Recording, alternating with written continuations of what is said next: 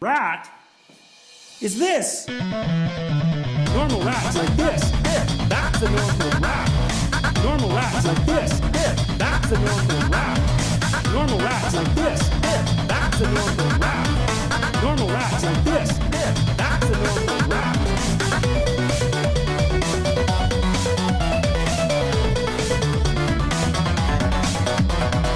Normal rat's like this. That's a normal rat. Normal rat's like this. That's a normal rat. Like this, like this, like this, like this, like this. That's a normal rat. Like this, like this, like this, like this. Sniffs. This, like this, like this, like this, like this. That's a normal rat. Like this, like this, like this, like this. Sniffs. Quite the wire, quite the wire, quite the wire, quite the wire, quite the wire, quite the wire. You are now a normal rat. Normal rat's like this. That's a normal rat. Normal rat's like this. That's a normal rat. Normal rat's like this. That's a normal rat. Normal rat's like this. That's a normal rat.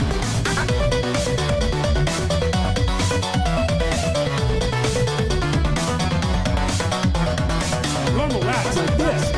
That's a normal rat. Normal rat's like this. That's a normal rat. Like this, like this, like this, like this, like this. That's a normal rat. Like this, like this, like this, like this. Sniffs. This, like this, like this, like this, like this.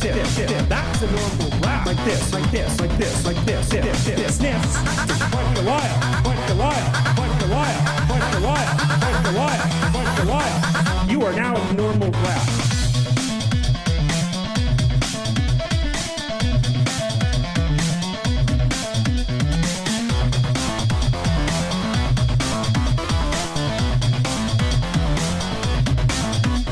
Like this, like this, like this, like this, like this. That's a normal rat. Like this, like this, like this, like this. Sniffs.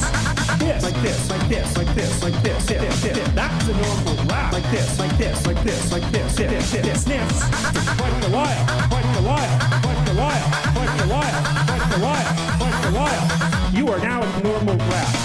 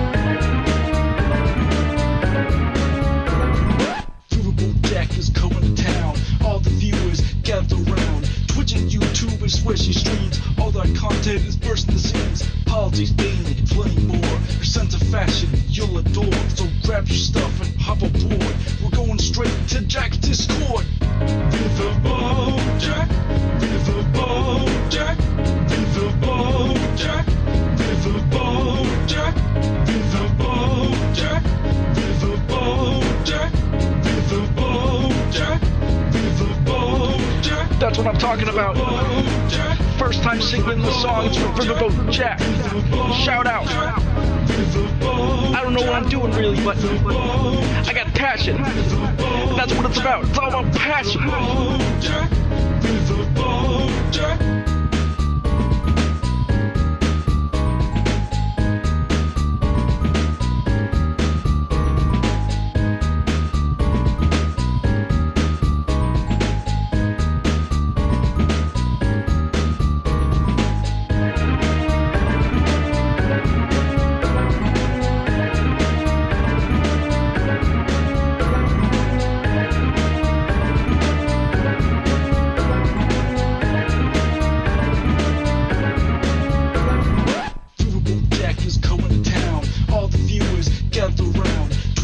YouTube is where she streams. All that content is bursting the seams. Politics, gaming, and plenty more. Her sense of fashion you'll adore. So grab your stuff and hop aboard.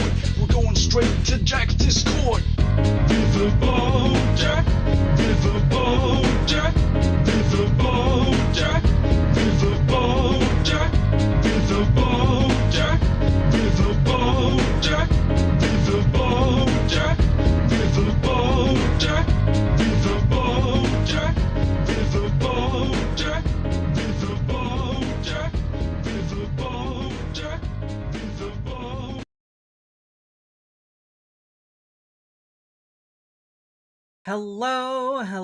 Hello, everybody. How we doing? How we doing? Oh, here's not parting the right way. Can you fix that? Whew.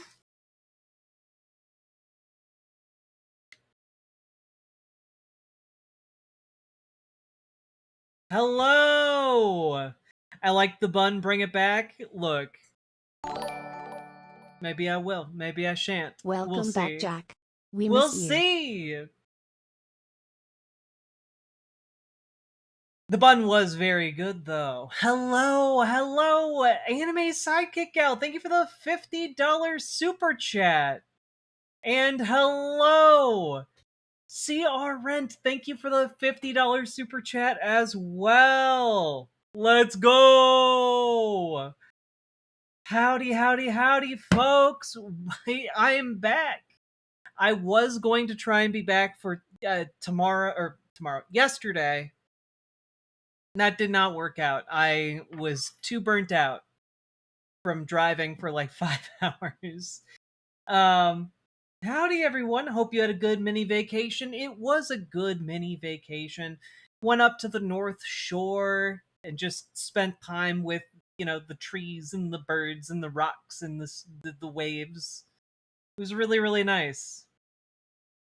Oh no, what happened to the rest of Jack's shirt? Who can say? I'll never tell. Hello, hello, Salty Turtle Cupcake. Hello, everybody. Yeah, I went up to Grand Marais, and I don't know. I was spending time doing shit, looking at little curios and knickknacks and such. I think people need to do that sometimes. I think there's a fundamental little goblin inside of all of us that likes shiny little knickknacks. Jesus, that's a lot of boob all of a sudden. It's the same amount of boob I have always had. Sounds wonderful. It was. I also got to start playing a game that just came out of early access called Fields of Mystria. Forget exactly where the vowels are placed in that one, but it's very good. It's like if you need your Stardew Valley fix, go check it out. It's Fields of Mistra. That's it. It's very, very good and very cute, and everyone's gay probably, or not gay. Beautiful booba. Thank you, late bloomer Mad Grandma. Hello, everybody. I can fix Caroline Levitt now that she's free. You can certainly imagine that. Hello, cute dark arts. Hello, quiet kitsune. Hello, sheepish T-Rex. Hello, runestone druid. Hello, late bloomer mad grandma. Hello, CMH006. Hello, platinum Pluto. Hello, cupcake chaos. Hello, Electra descending. Hello, Jenny. Hello, Rhyme Jack. Hello, Webmage 101. Hello, Kiva into Fur. Hello, Immobilizer. Hello, a Dylan of no renown. Hello, Comrade Girl 2018. Hello, Banana Brains. Hello, Asmodeus Deviluke. Hello, Femaiden. Hello, Sage. Hello, Cane Dog Lover. Hello, Fern Valira. Hello, CR Rent. Hello, Rob Adler. Hello, Cobalt Jess. Hello, James Jaramillo. Or James Jaramillo, as the case might be. Hello, the Knifeiest Duck. Hello, Christina. Hello, Alexis Webster. Hello, Tara. Hello, Kelsey5 Alive. Hello, Latzia. Hello, Anime Sidekick Gal. Hello, Hex Zero. Hello, Max Danger. Hello, 2D Synctium. Hello, Thomas the Spank Engine. Speaking of, I will be on the Transatlantic Call-In Show tomorrow, taking callers, talking about trans issues. That'll be live at 2 p.m. Central Time. So do check that out if you're around. It'll be over on the line. And Zisu Sultanfuss. Hello, hello, Osimo. Hello, Blueberry Bumblebees. Hello, Ransom Ballard. It's good to be back. Hello, Ashley J. Curtis. Thank you for helping to invent the internet. Hello, the Taffy Bot. Hello. How we doing, folks? Hello, T-Lave. Hello. Oh, what else was cool? I got to see like a blacksmith shop from like the 1800s and learn all about its history and like what it was used for, the kinds of stuff it made, and that it was apparently in use until the 1970s. Very cool stuff. Hello, S Thump. Hello, Mr. Feared. Hello, Trans Leona. Hello, Salty Turtle Cupcake. Hello, Bakachu. Hello, the Hex 000. Hello, Amber Brains. Hello, Fighting Hobbit. Hello, Lady Rain Cloud. Hello, Hit the Mat. Hello. Oh, God. Ivy Imwe. Hello, Punky Gal. Hello, Fox and Fade. Hello, How to Be Epic. Hello, everybody. Hello, Sparrow in the Snow. Hello. How we doing, Nine-Tailed Witch? Hello, Sweet Blasphemy. Hello, Miss Evelyn. Hello, Small Frog. Hello, Hoi Polloi. Hello, how we doing, everybody? How we doing? How we doing? How we doing? Hello, Metal Kitty Mom, the metalist kitty we know. Hello, Jazz Dog, the jazziest dog we know. Hello, Story the Bard. Hello, everybody. Hello, K Black Pansy. Hello, Zena Grills.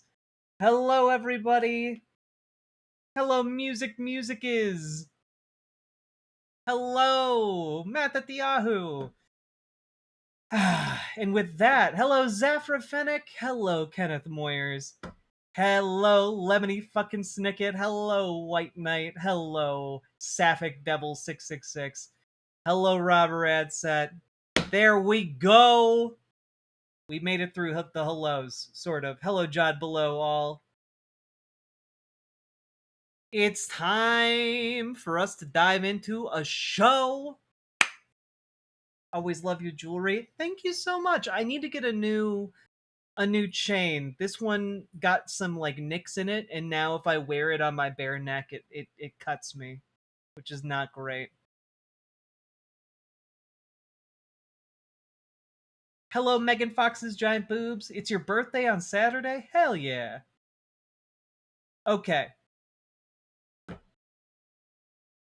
Hello, you lovely, lovely beings. And as is tradition, whenever we begin a show, I would very much like to share with you just a cool thing I saw. Werix, thank you for the $10 dono. Wife and I did a lot of volunteer work for the Burge campaign, including marching in parades. Her loss to Rebecca Koch in Wisconsin 3rd is hurting, Ugh. but glad you had a good break. Yeah, Wisconsin was a bit of a heartbreaker this primary election season. But Werix, thank you for the $10 super chat. Also, just as an FYI, let me see here. That brings us to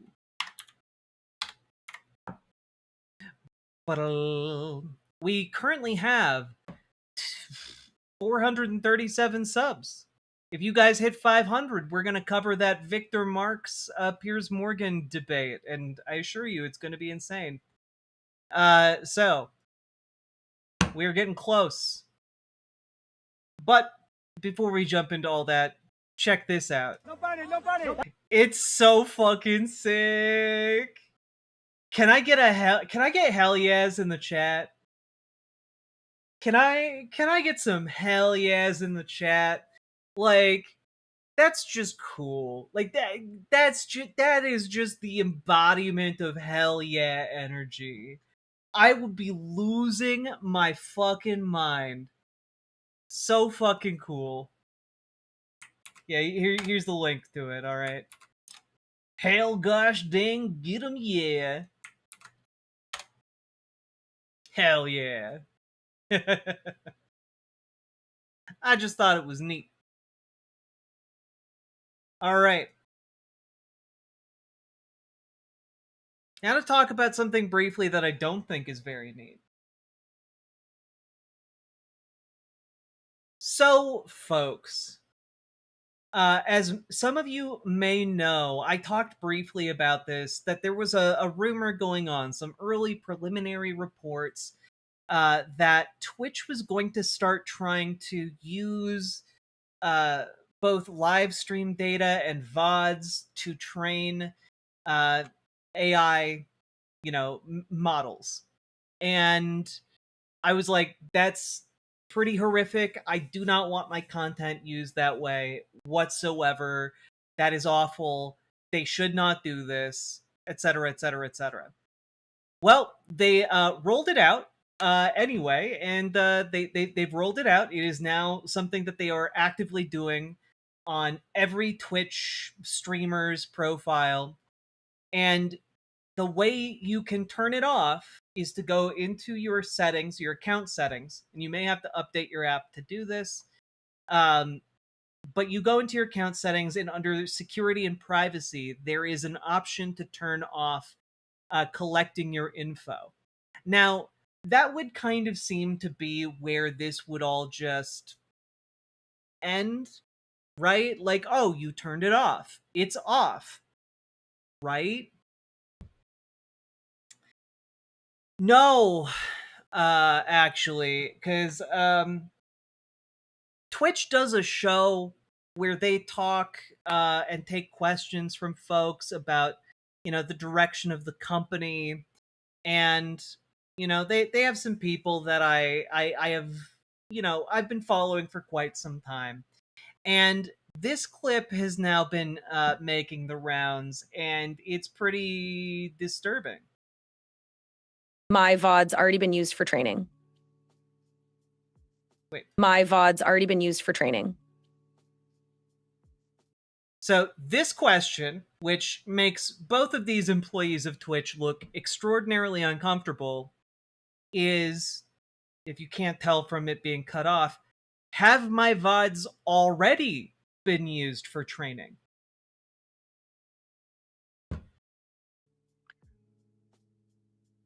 In terms of, I don't actually know the answer to that question, because I don't know what Amazon Amazon in this case has done in terms of model training and what they've used and not used. Opting out removes your previously collected content from future training, and it makes sure your content isn't used in future generative AI training. So I would, and I think it works immediately. My VODs are. Now, this all seems to be, to me, to indicate, oh, Amazon has definitely been using all of this to, train AI models. Because if they can't say no, if they are unsure, then, like, the scope of the theft is already massive. And if you're saying, well, no, don't worry, if you opt out, it will take your previous content out of future models, that's not, my understanding is that's not how this works at all. And I guess, wait, does Amazon own Twitch? Amazon does own Twitch, yes. And so my initial reaction to this is that, like, as somebody who streams like 100+ hours a month, they have access to potentially thousands of hours of my content. And if that has been used to like train AI models without my knowledge or consent, like genuinely this would be a colossal shit show for them. Like this, what can creators do about this is an excellent question, Tired and Trans. And like there's right now not really much of a recourse outside of, you know, getting ready to file some lawsuits, you know, talk with some attorneys and figure out what your legal options are, because like this is pretty bad, as it were. And there's already precedent that this kind of theft is, you know, potentially uh quite quite illegal. Could it be class action? My guess is that if there is any legal action against Twitch for this, it would be along a class action line.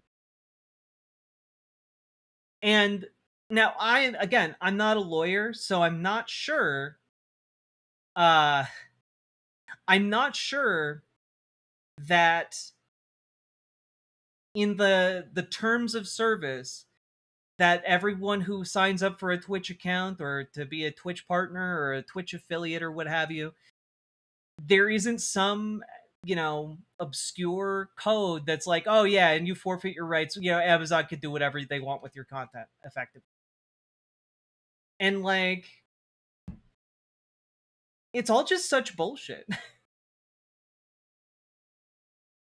It's all complete bullshit.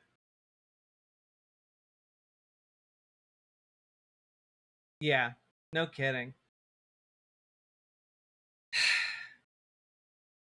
Turning this off does not opt you out of Twitch and Amazon using your channel content for other purposes described in Twitch privacy notice. There's also this in the wording. Yeah, and that's because they reserve the right to like, I don't know, post links to your channel or like use images or whatever.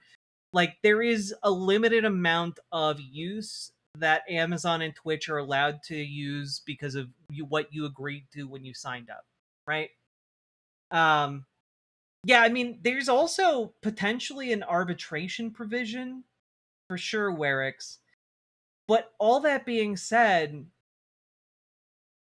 I when I signed the agreement years ago, I don't remember there being any provision for like using content for AI. Might not use Twitch anymore if I ever decide to stream again. Does YouTube do this? I'm assuming yes. I have no idea if YouTube and slash Google does this, but I will say that as somebody who puts content out on YouTube, there is a very decent chance that large language models are being trained off of like scraped YouTube content, because it's quite easy to scrape stuff off of YouTube, you know?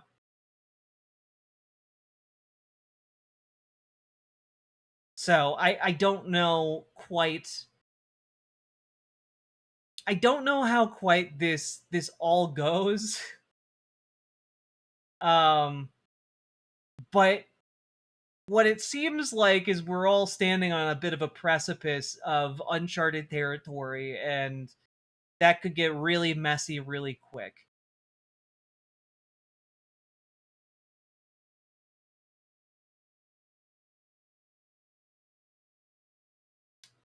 So, yeah, that sucks.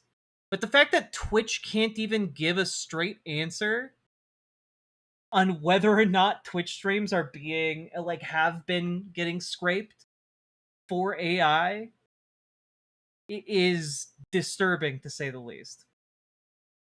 Oh, they removed the forced arbitration requirement from the terms of service.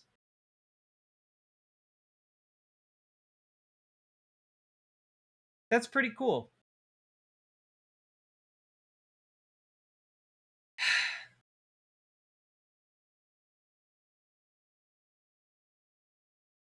It tells me that yes, absolutely, they've been using everybody's streams. I can't say that for sure, but I will say that I suspect that that is the case. Yeah. I wonder if there's a way to poison your stream feed to AI. I mean, the way to be completely honest with you, and this kind of sucks, the way to poison large language models that are trying to train off of streams would be to start like a dozen, 2 dozen, just like a huge number of streams where it's just AI generated content. You know, kind of choke the bastards on what they're trying to make you choke on. Because AI cannot be trained off of AI generated data, it causes model breakdown. And like that's one way to do it, but that would also be very counterproductive for anyone who wants to use the service. So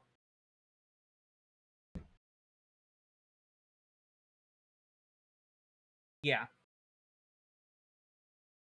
An Ouroboros of shit. There's no opt out available. There is an opt out, but you know, who knows how effective it is. This is so upsetting. I never gave Twitch permission to use anything of my watching. I don't know what to say. I'm just mad. Yeah, it's infuriating. You know, Amazon needs to be broken up as a monopoly. 100% agree. But yeah, Best thing to do now would be to opt out and inform future creators to opt out as well. Any new data you starve them of puts them at competitive disadvantage as older datasets become less relevant. and Balls Deep 6969, thank you for the $10 super chat. You make a good point, which is that the best thing that we can do now is use the possibly real, possibly fake tool to starve models of content. And in the meantime, try and figure out if they have actually been taking streamed content without permission. Because if they have, there's potentially legal recourse there. And that would maybe be significant enough to dissuade this kind of act in the future. So that's kind of where I'm at. I'm in like a let's do a holding pattern and see how this shakes out. Um God. It just sucks, you know? It just sucks. So all that being said, if you got anything out of this, hit the like button, hit the subscribe button, and leave a comment. And also make sure to tell any streamers you know to also opt out of AI model training.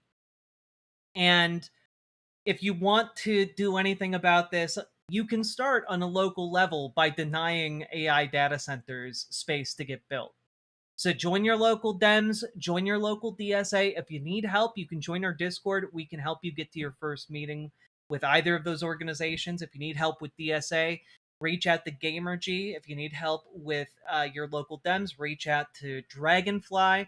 We want to get you hooked up and locked into those orgs because organizing on a local level is how we stop this. So, all that being said, last but not least, check out ImogeneOlivia.com. Gender euphoric lingerie designed from the ground up for trans femmes, tested with cis men, cis women, non binary folks. It is comfortable, sexy, non tucking lingerie. And we just got a full restock. We got 2 new sizes. We got a new color. Go check it out. ImogeneOlivia.com. Link down in the doobly doo. Let's keep on going. Oof.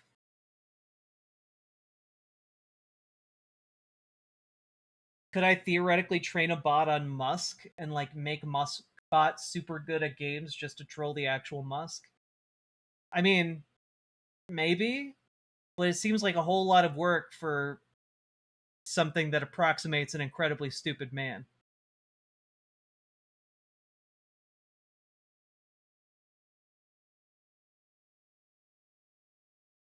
Whew. First segment already done. Look at you, right?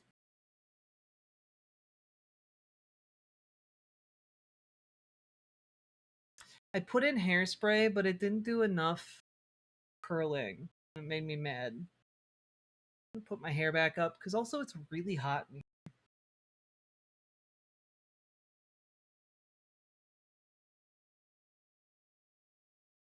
But it would make Musk mad. Would it? I don't know that it would.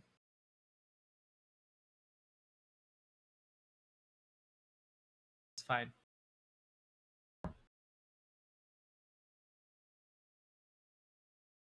Oof.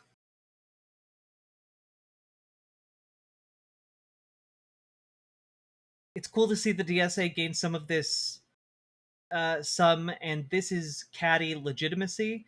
Like, it's actually seriously worth your time, and every time volunteer with them electorally these days. True! True. Hello, Moss Imp. Count Binface election is tomorrow. That's right. He's been doing the rounds in media spaces, and it's actually quite funny. He sat down with Mehdi Hassan, and Mehdi Hassan and him had a good time chuckling it up.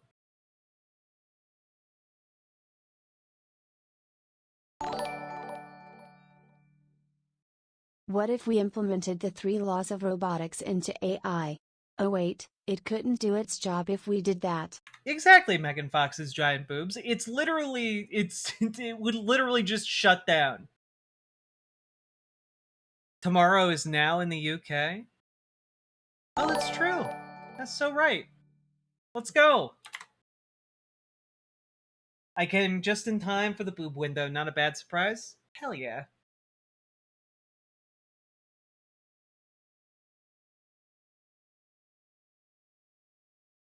OMG, Jack, hi, you look cute tonight. I had to look cute for my first stream back.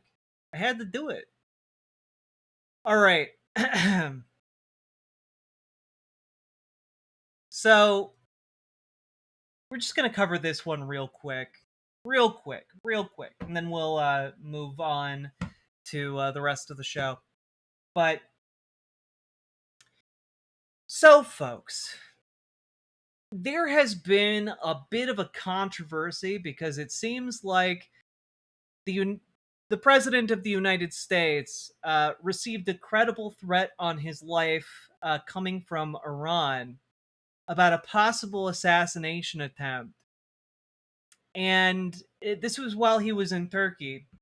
And he decided, along with some of his security detail, that the best move was to tell everyone he was on board and was going to fly on the original Air Force One. And then he got snuck out of Air Force One in a catering van to to a different plane, and he allowed civilian reporters and different bureaucratic staff to be on Air Force One in case it got blown up to make it look as real as possible. Like, there are plenty of ways for US presidents to get out of dangerous situations. Like, the United States security has like all kinds of contingency plans, etc. But like, this usually doesn't involve putting civilians in harm's way, right? Like, I know a lot of you guys were around for Obama. I know a lot of you guys were around for George W. Bush. Both of them did high-profile visits to Iraq. And there were a lot of security concerns with the presidents going to Iraq. And there were contingency plans. There were, in some cases, like, subterfuge in order to make sure the president remained safe. But that subterfuge didn't come by putting civilians and bureaucrats in the government in harm's way. Like, it wasn't like, oh, yeah, there's a target on your back, Obama. And Obama wasn't like, oh, that's okay. Put Charles from accounting in front of the red dot. from the sniper rifle. Like, this doesn't, like, this didn't need to happen. It happened because Donald Trump just kind of wants people to die. And now that he's getting called out for it, he's come up with a very unique defense for his unconscionable actions. And I want to play this for you guys because it's pretty incredible. It's only up to Secret Service. Oh, this is so quiet. Why are you so quiet? I just follow what they'd like to do. So I go by Secret Service and the military. They wanted me to go on a different flight, a different plane, equal safety, but they wanted me to do it, so I do it. I do what they say.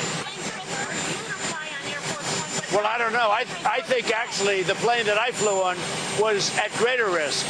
I think it was at greater risk because that would be the plane I think that they would be more likely to go for. I don't worry about anything, to be honest. Whatever it is, you know my attitude? Whatever. So just to be very clear here, his excuse for this is, don't worry everyone, they put me on the more dangerous plane. There's a credible threat on my life if I had boarded the original Air Force One, but there was actually a more dangerous plane that my security staff put me on. And, like, I'm sorry. Like, if you're MAGA, you believe this horse shit? Like, if you are a supporter of Donald Trump, you think that the U.S. military put him on a more dangerous aircraft? That's really dumb. That's really dumb. Like, I can't calculate how stupid this is. Like, Donald Trump is also, on top of all of this, widely known as a coward. Like, he is infamously a cowardly man. He is a hypochondriac. He's scared of germs. You know, he's very much a coward. And so the idea that anyone is supposed to, like, believe him when he says, oh no, don't worry, the military told me, my security told me to get on a more dangerous plane, I just do whatever they tell me, but I'm sure it was the more dangerous plane. Like, what? We're already so far into a land of make-believe, it's ridiculous. He's practically following a yellow brick road in the land of Oz at that point. And, like, it baffles me that when the questions and the concern here is, hey, did the president just use human shields to try and keep himself safe? His response is, well, maybe, but I actually got on a more dangerous plane, so the point is moot. Like, it's crazy. Sure, I threw civilian bodies in front of a credible threat on my life, but, you know, the way I saved my life may have actually been more dangerous because I imagined it that way. Like, this is some Dave Rubin level, high level ideas. You could get in his head really easily asking him who's actually in charge if you do what the military tells you. Exactly! You know? Like, it just shows, like, his fake answer shows and reveals him to be easily manipulated, shows him to be very much a weak, pathetic, and scared man. And, like, if he's not making the executive decisions as commander-in-chief, who is? Is it Pete Hegseth? You know, this guy? And the first C-17 to come to Charleston Air Force Base was called the Spirit of Charleston. And the first C-17 Dog, why are you wiping your nose and then running your hands through your hair? Dog, are you snot moose? You know, I would love to tell you that that is the bottom of the barrel here. But Small Frog, I unfortunately have to tell you it's way worse than that. It's way worse than that. It's way worse than that. Way worse than that.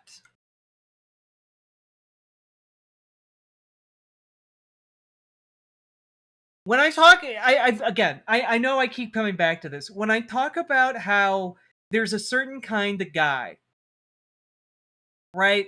There's a certain kind of man who doesn't wash his ass, who doesn't wipe his ass, who just doesn't believe in the concept of hygiene.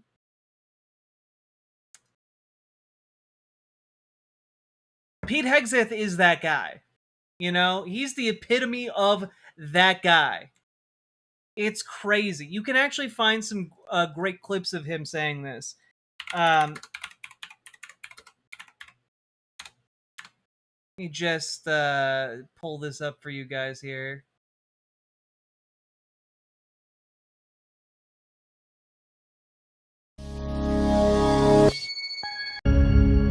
As I told you, my 2019 resolution is to say things on air that I say off air. I don't think I've washed my hands for 10 years. Really, I don't really wash my hands ever. Help me! No, I inoculate myself. It's just not, germs are not a real thing. I can't see them, therefore they're not real. So you're becoming immune?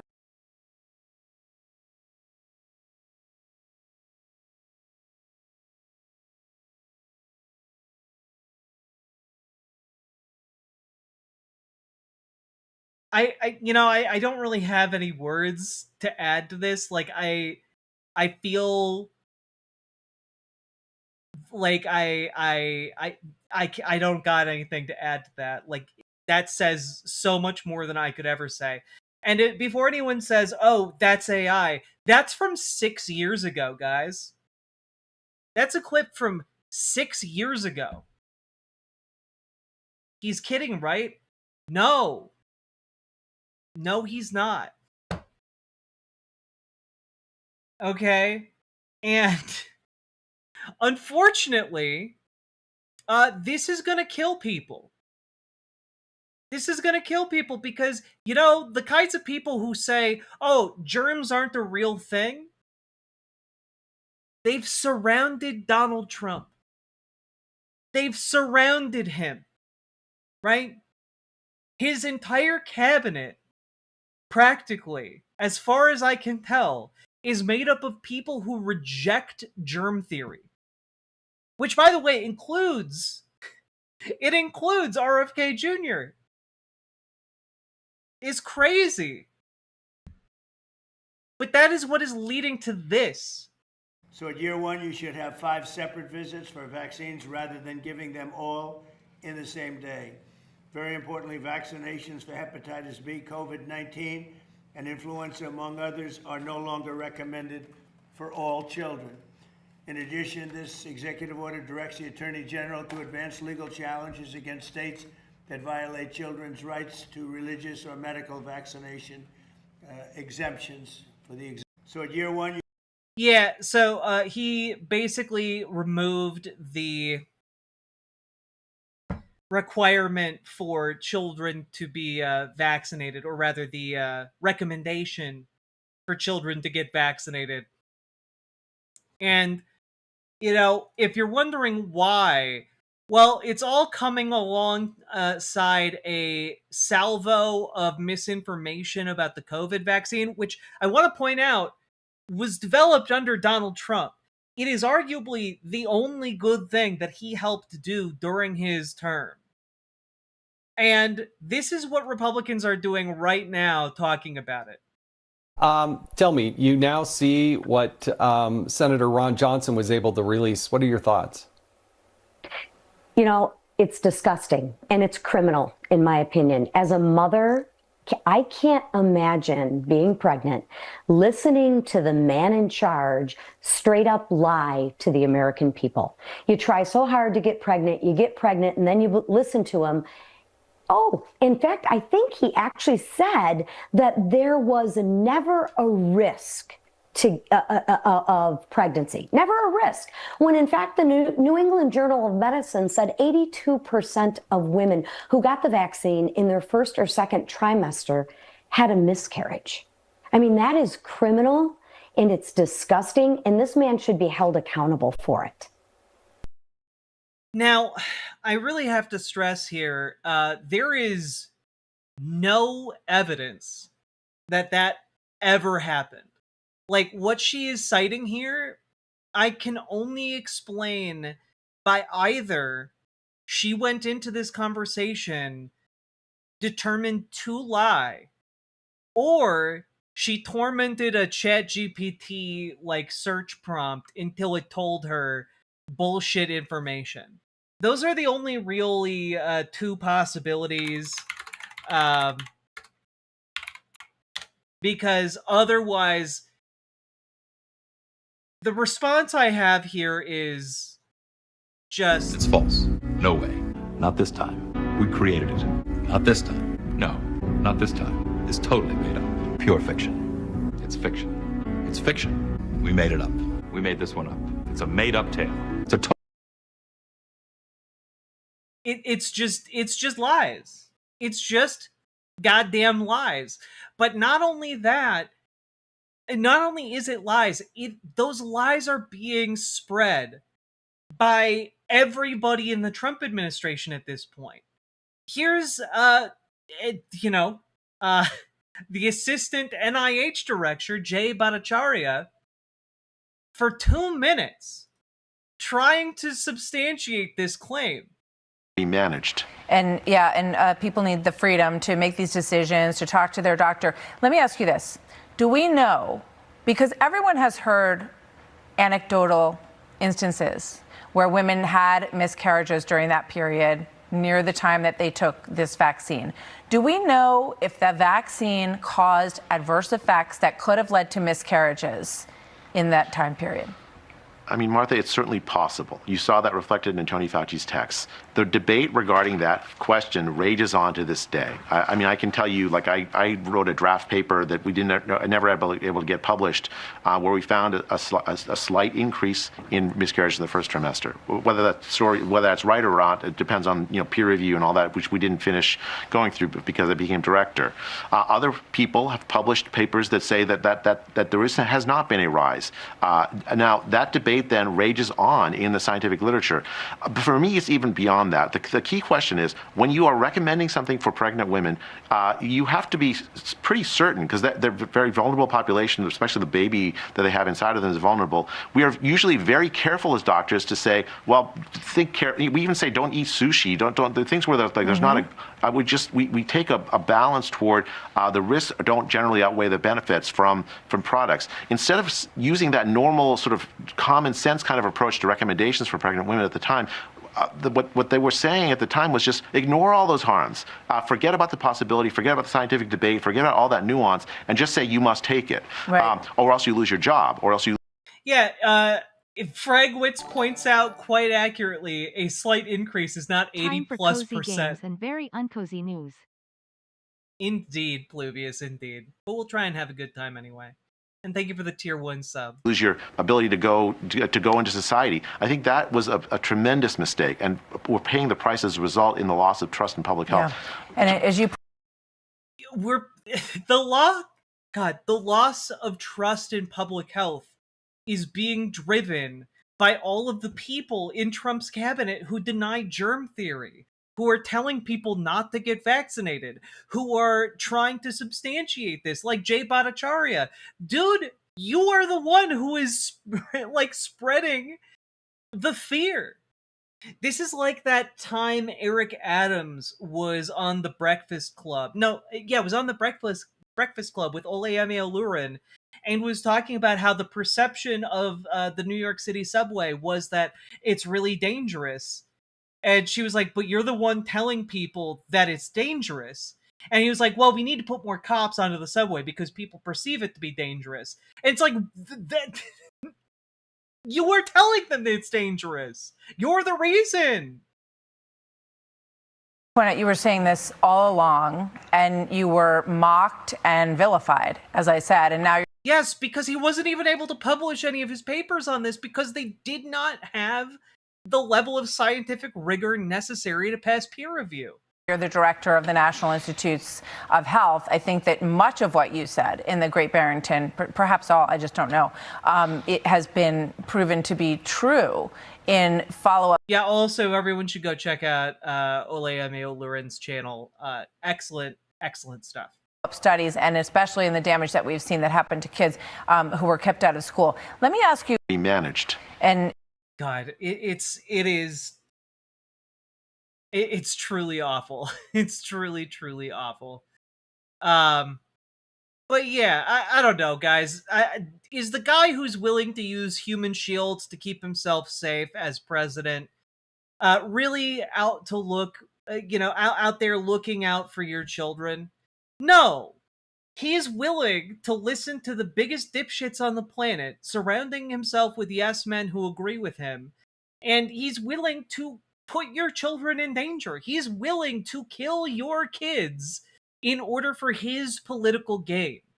Like, this is the thing that, like, absolutely tears me up inside, which is that when he signs an executive order to basically rescind recommendations for vaccines, that we know statistically that is going to kill people. And we know statistically that's going to kill children.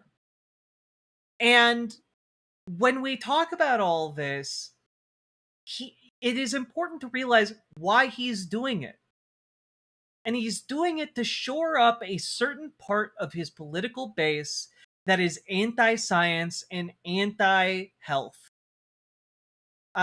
And this is one of the reasons why I get so mad by folks on the left who act like, Make America Healthy Again has any redeeming value. Because the premise and underlying push for making America healthy again as like a slogan and as like a movement is not to make America healthy again. It's to kill the undeserving. It is effectively eugenics with, underneath a sheet with eye holes cut out, Like, it is frustrating. And like one of the parts of AOC's appearance on the Majority Report that I found really frustrating was her talking about Make America Healthy Again as if it is genuinely interested in doing things like bringing American food standards up to that of like the European Union or Japan, which is not at all what Make America Healthy Again is interested in. They're not interested in higher food standards. They're not interested in like food inspectors. They're not interested in like more efficient ways to prevent mass outbreaks of like foodborne illnesses. They're not interested in anything that would be sensible. They're interested in, I don't want to vaccinate my kids because I think vaccines lower your IQ and also make you gay and also autistic. That's not backed up by science, and anyone who is interested in the science for real would not be suckered into that shit. Right? And so that's frustrating, but I get it from AOC's point of view, right? To a degree. Where I find even less charitability in me is for the folks who are on the left, and some of you may know who I'm talking about. Oh, I did not launch my dang, I didn't launch my soundboard software for this. Oh no. The timing is off. Live from the Polymarket studio in LA. Some of you may know who I'm talking about. But like the pretending like any of this has any merit whatsoever. You don't need to do that. You don't need to do that. And I'm just going to end on two final notes here, specifically about how Donald Trump wants to kill you and kill your children. Let's just back this up real quick here. Yeah, here we are. So this is a direct quote from Kate Clancy, who is a science professor at the University of Illinois and who worked on the vaccine and studied specifically its side effects. And this is a direct quote in her response to Jay Bhattacharya. Jesus fucking Christ. COVID vax reduced miscarriages and stillbirths. Also, I'm one of the people who studied menstrual side effects of the COVID vax to make sure we didn't invalidate people's real experiences and to better set expectations for side effects. Ultimately, the project made me even more pro-vaccination. The people who studied this specifically, when it came to miscarriage rates and when it came to effects on pregnancy, literally are out there screaming from the rooftops saying, hey, this made people more likely to give birth to living children. And do you want to know why that is? It shouldn't even be that difficult of like a mental leap to make. But the reason that is because if you get COVID and you're unvaccinated, your child is more likely to die. Your baby in utero is more likely to die. It's not difficult to figure out. So people who get vaccinated are more likely to have healthy, happy babies.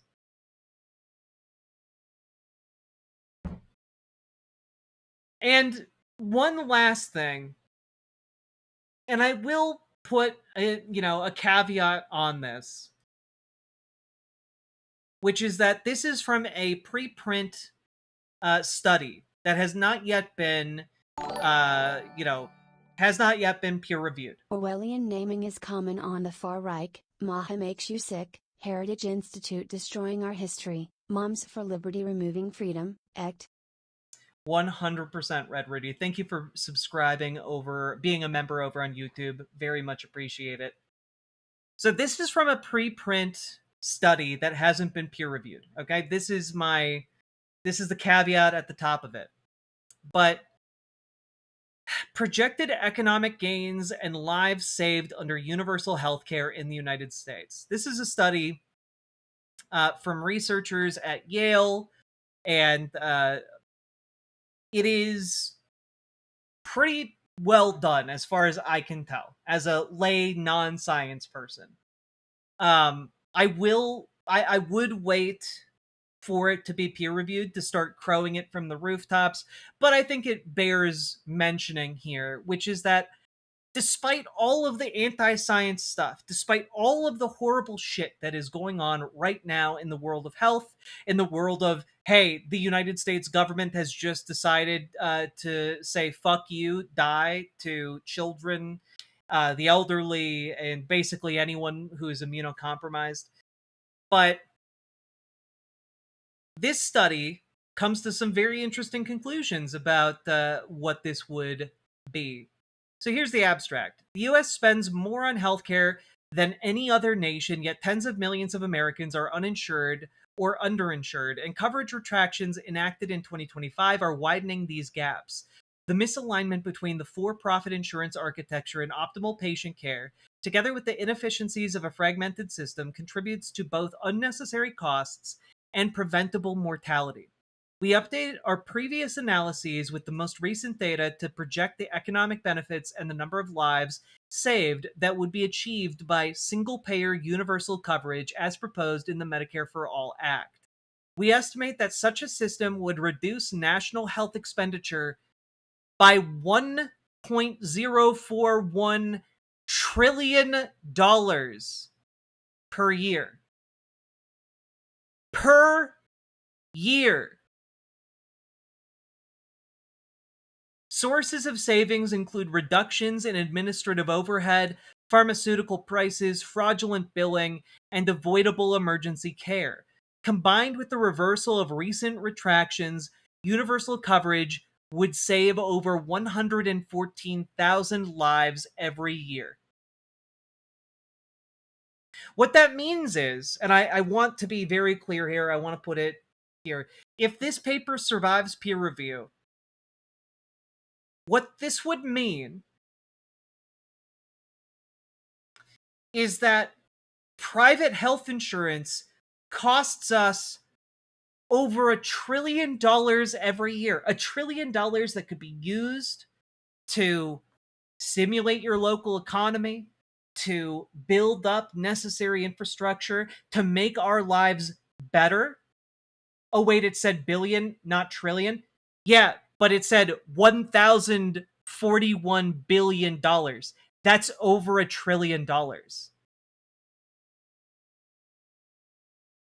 1,041 billion is over $1 trillion.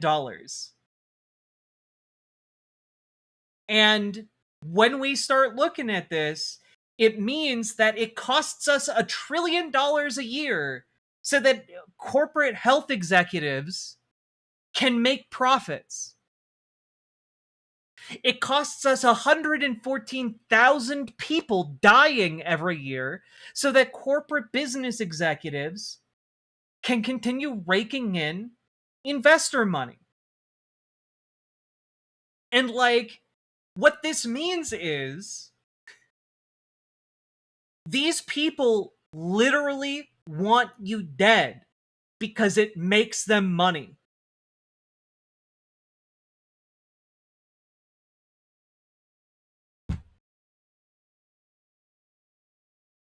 And it's so fucking frustrating. I'm going to link this paper. You guys can go read it for yourselves. It's I mean, honestly, the costs of not doing Medicare for all are unsustainable.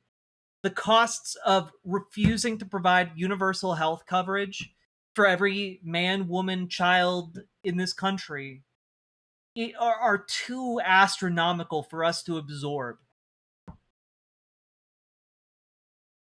Yeah, and it's so that some kind of fucking healthcare executive can buy a yacht somewhere. Like, I don't know about you. I don't think I want to sacrifice 114,000 people every year so that healthcare executives can buy one more yacht. So, all of this being said, this is my argument. Donald Trump and Republicans want you dead. They are actively pursuing policies to kill you, to kill your children. And on top of that, they are protecting an industry that can only survive by siphoning off $1 trillion of your dollars and 114,000 lives every year. It's unconscionable. It's unsustainable. And what we have to do is we have to organize. We have to join our local Dems. We have to join our local DSA. We have to get involved. We have to flip the House. We have to flip the Senate. We have to flip the presidency. We have to get a full goddamn sweep. And not just a sweep of just any corporate Dem. We need a sweep of people who are going to reject corporate healthcare money, who are going to reject this bullshit. Because this is not acceptable. Would Medicare for All cover everything? I think pretty much everything. Medicare for All, I believe, would cover vision, dental, healthcare across the board. I think the only thing it wouldn't cover would be like what would be considered more optional procedures, or like like some forms of plastic surgery in certain circumstances. But like overall, it would cover basically everything. Yeah, it would cover a hell of a lot, I think would be an accurate way of describing it. So, all that being said, folks, join your local Dems, join your local DSA, and if you need help getting involved, if you need help getting started, please join our Discord, !Discord in any of the chats. There's also a link down in the description of the video. And reach out to GamerG for help joining DSA. Reach out to Dragonfly for help joining your local Dems. Because, folks, it is necessary for us to organize. Because if we don't, you need to remember, these rich assholes and the people who serve at their whim would rather see us dead than ever give up one single bonus check or to give up their political power. So, we need to organize, because in organization, that is where we have our power. It's the same as it always has been. The only way out is to organize with one another. So, all that being said, folks, if you got anything out of this, hit the like button, hit the subscribe button, comment. Commenting is really important for the algorithm. And, let me know what you think of all this mess. Just for scale, 1 million seconds is 11 days. 1 billion is 31 years, and 1 trillion is 31k years. Trillions of dollars is another magnitude. The human mind is not made to comprehend $1 trillion. The human mind can't comprehend, like, if I ask you to envision, 10 elephants, you can do it. Your imagination can handle that. If I ask you to envision 1,000 elephants, it starts to get a little bit fuzzier, but maybe you can do that. If I ask you to envision 1,000,000 elephants, maybe it's like some kind of colossal field just packed with elephants, but maybe you could do that. Maybe. But 1 billion elephants? Nobody has any idea what that would look like. We lack the imaginative capacity to imagine what 1 billion elephants would look like. And that's what we're talking about with 1 trillion is 1,000 times that.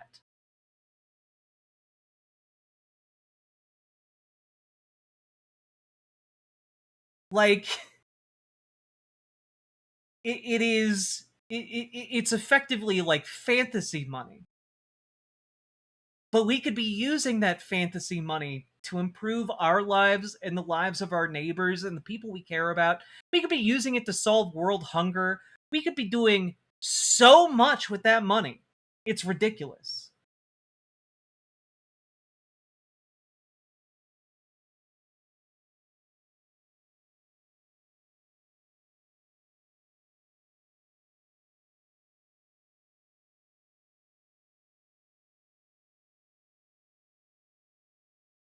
Jack, lawmakers can't reject all monies from healthcare corps? Yeah, they can. Having a fiduciary responsibility to investors doesn't mean that lawmakers have to accept corporate donations from health insurance companies, and it certainly doesn't mean that Congress has to bend to their whim. So, all that being said, folks, leave a comment, and comments really, really do help in the algorithm. And last but not least, check out ImogeneOlivia.com. Gender euphoric lingerie designed from the ground up for trans femmes, tested with cis men, cis women, non-binary folks. It is comfortable, sexy, non-tucking lingerie. Go check it out, ImogeneOlivia.com. Link down in the doobly-doo. Let's keep on going. The only way out is through, folks. Also, we won't make sure kids are fed at school, or that they're taught accurately, or that they feel and are safe. But by God, we'll raise hell that they didn't go during a pandemic, goth. Yep. Oh God, I'm not gonna do a segment on this tonight, but like, I fell down a rabbit hole earlier today, where apparently they are With the right chemicals, the 1 trillion elephants will be pink and on parade. That's true, One-Eyed Weirdo. That's true. I heard it somewhere in a film. Um, so all that being said, like, I lost my train of thought. It's okay. It's okay. Oh, I fell down a rabbit hole. Creationists are now using ChatGPT to rot their children's brains by fabricating whole cloth arguments for creationism. And that, like, the only way that ends is by raising an entire generation of delusional morons. Can I ask you a couple questions on voice chat? You can call in to the Transatlantic Call-In show that I co-host tomorrow. It's hosted over on The Line, and it is specifically like a conversation and debate show designed for that purpose, especially to talk with conservatives. So you are more than welcome to call in on that show, which is tomorrow at 2 p.m. Central Time. Again, it's hosted over on The Line. What about right now? No, this isn't the call-in show. I host a call-in show specifically for that purpose. It's not this one.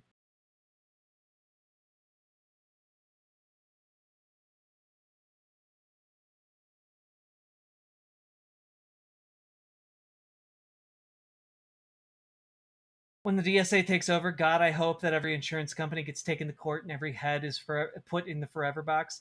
I mean, I do think that, like, there does need to be some kind of, like, mass tribunal of some kind. You know, like, there needs to be a situation where every single CEO that is profiting off of this human misery needs to, like, stand in front of a court and answer for their crimes.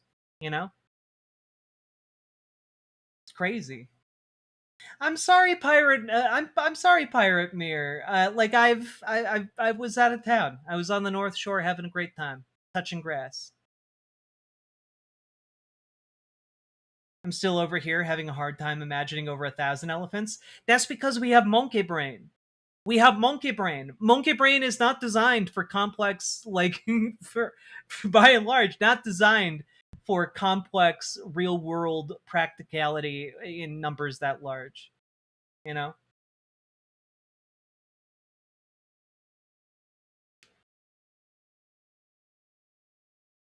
Unrelated, but does anybody else feel like it's gotten so much harder to make any friends? Got my ass feeling like Peter Parker over here. We need a product we can sell to every person on the planet. I need more cash in my underwear, damn it. What is this?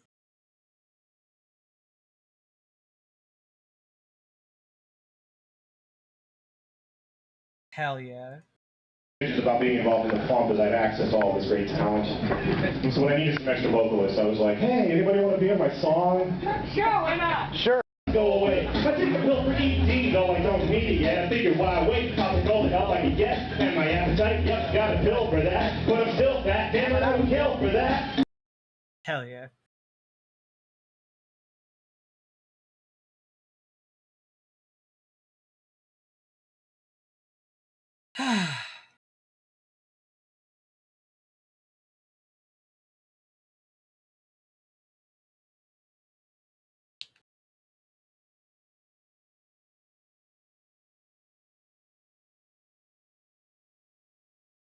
How we doing, folks? It has been harder.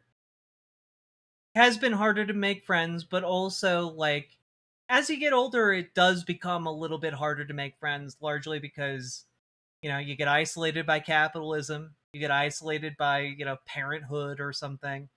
Like, people become real fucking busy, and it can absorb, like, their entire lives, you know? Um,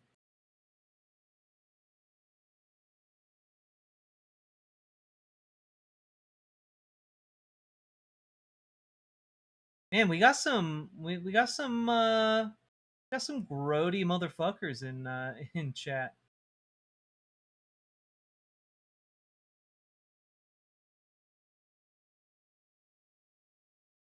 Yep, you can call me Jess. We already talked about it. All right, folks, we've actually been going for over an hour. If you've been enjoying the show, remember to hit that like button, hit that subscribe button, and also, you know, maybe consider like subscribing and dropping those subs and donos, because you guys make the show possible. You know, I'm not saying you have to. I'm just saying consider it.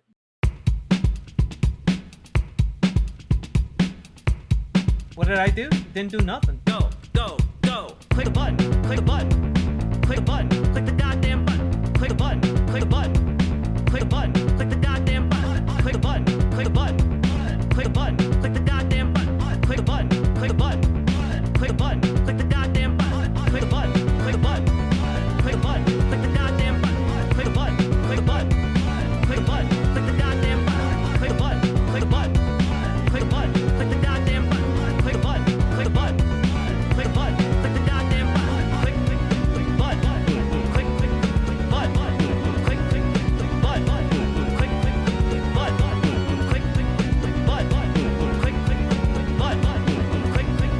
button. Click button. Click button. Hell yeah. Awooga, indeed.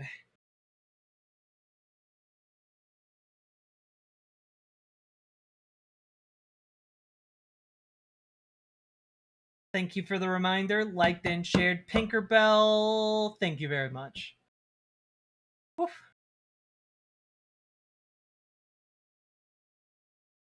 I am engaged with this content. Hell yeah. If you like it, put a ring on it. Also, Coder Joe, thank you for the 2 tier 1 subs. Sake Tanuki, thank you for the 5 tier 1 subs. Appreciate y'all. And currently, we are at less than 50 subs to our goal. Quite excited.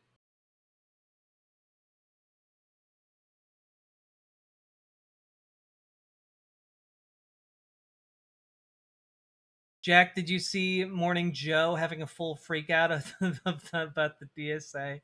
No, I didn't. No, I didn't. What's the reward? The reward is the Piers Morgan Victor Marx debate.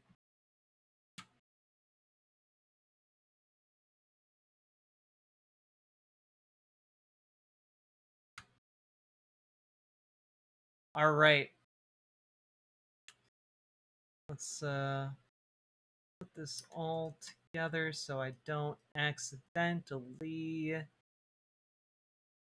Here we go. Cool. Y'all ready for an Iran update? Reward is a strong term. I don't know. I think it's a reward. Max Danger, thank you for the gifted membership. Very much appreciate it. That's a reward? I think so. I think Victor Marx is very funny. You know, as long as he doesn't hold any actual power. Joe was screaming. Oh, Von 400, can you give me a link? Because that will go very well in a segment we're prepping.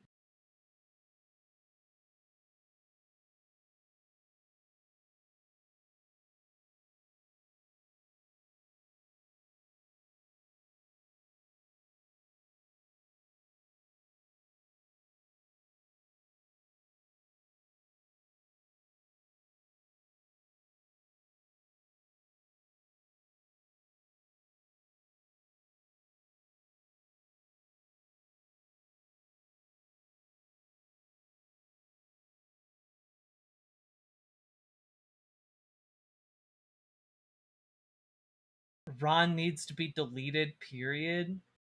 You know you can't just delete a country, right? Like that's just not how that works.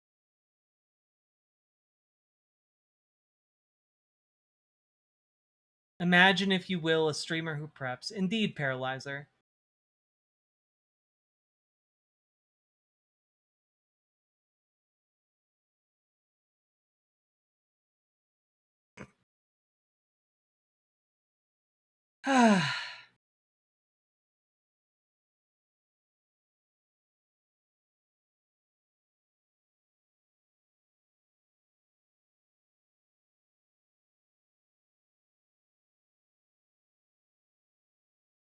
Not very kind to touch our oil, is it? Well, I mean, it's not about kindness, it's about geopolitics. And honestly, there's not really anything we can do about it.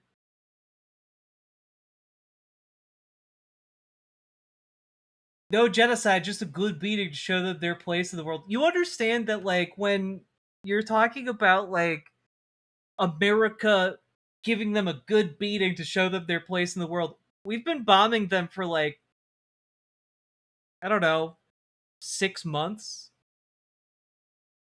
And it hasn't slowed them down one bit. Like, we've been bombing them. We killed schools full of children, and it hasn't stopped them at all. So the only way I can, like, yeah, exactly. Bombing's not enough. We need boots on the ground, dominate them like men. You understand Iran has historically been referred to as the graveyard of empires, right? Do you understand what the terrain is in Iran? Do you understand, like, they have a standing army and the ability to field over 1 million soldiers right now? Like, we've been fighting an air war for a reason, and it's because putting boots on the ground is suicide.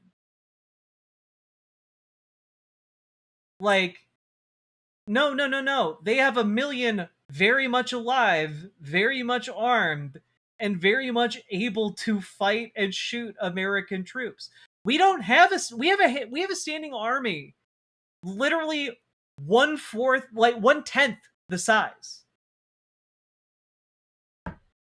And you're saying, well, let's storm their natural fortress. That I'm sorry, that's really stupid.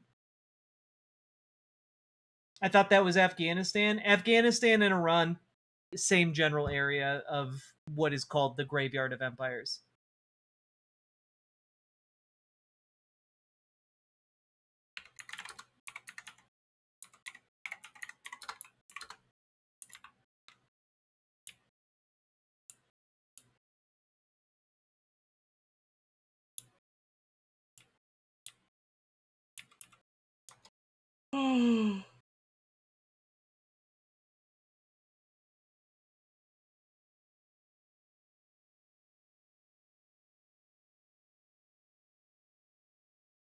We could have deleted half of Afghanistan and see how they liked it then.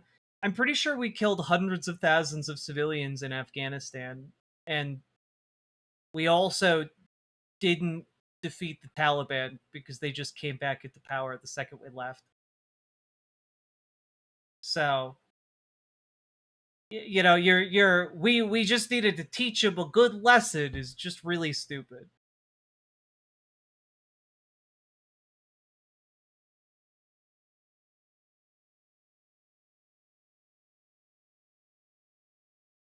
Guys, I think imperialism might be bad.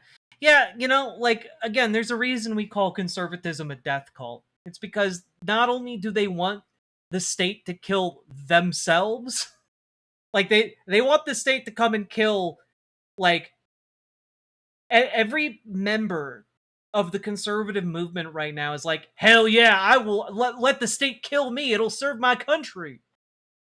And on the other hand, they're like, yeah, and we should also send millions to their deaths for no reason. This is the death cult mentality, you know?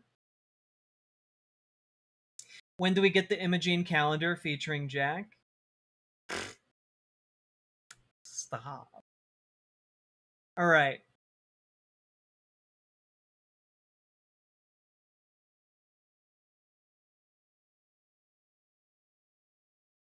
If we had deleted more Afghanis, I don't think they could have repopulated the arm of defense against America. I mean, if your argument is just we should genocide all America's enemies, that's I think a pretty compelling case for people like you to never be within any amount of political power whatsoever. Like, if your argument is just America should be genocidal, then every nation on earth would be justified in going to war with the United States. until such a time as we stop. What you are proposing is literally World War III shit.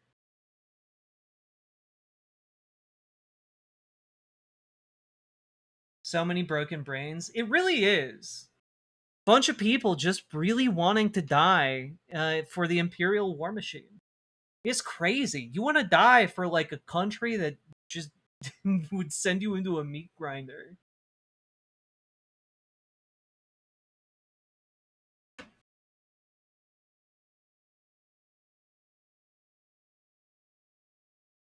What's crazy is people like conservatives will be like, "Oh yeah, communism's bad because it killed a lot of people," and then also be like, "And yeah, we should genocide the entire Middle East." You know, crazy. Okay, y'all, let's do this.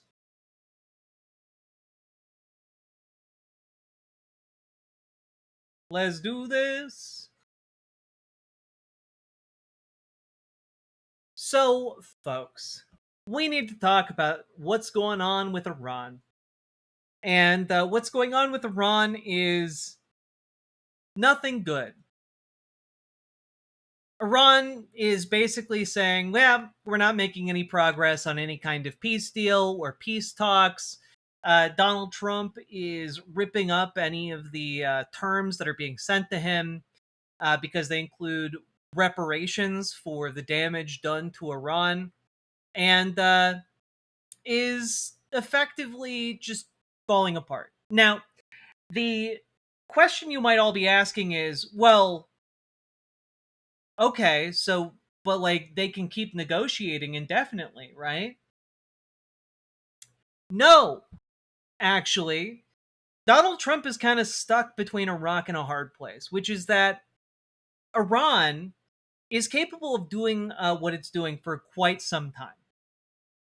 And in fact, it's likely capable of doing this effectively indefinitely, locking down the Strait of Hormuz. And you have the Houthis playing around with potentially locking down the Bab al-Mandeb Strait, which would be a massive expansion of this. And all of that being said,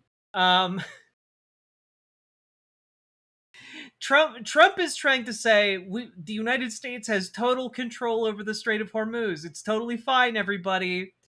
And Iran is likewise saying, nah, it's shut down. The Strait of Hormuz is locked down. We have it locked down. We are not going to unlock it until such a time as all terms are agreed to.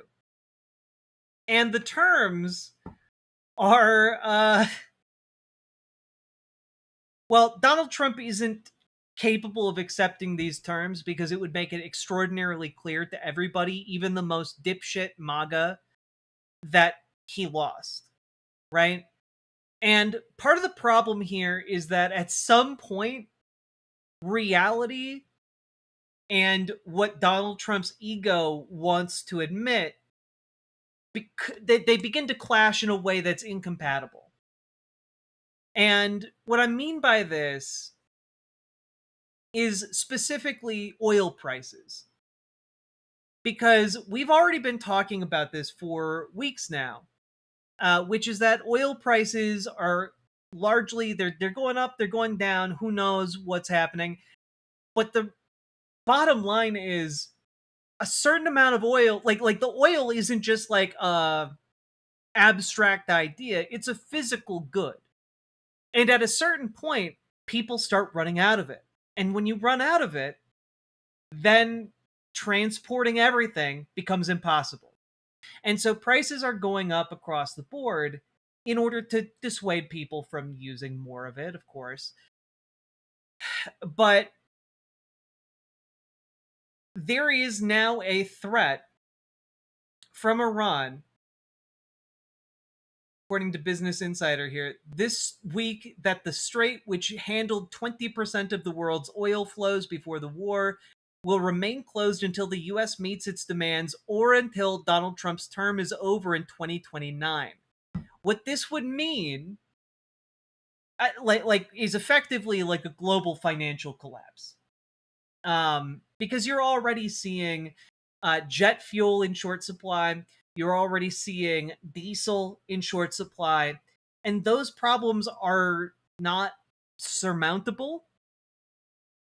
And if this goes until 2029, that's basically locking in a global financial collapse.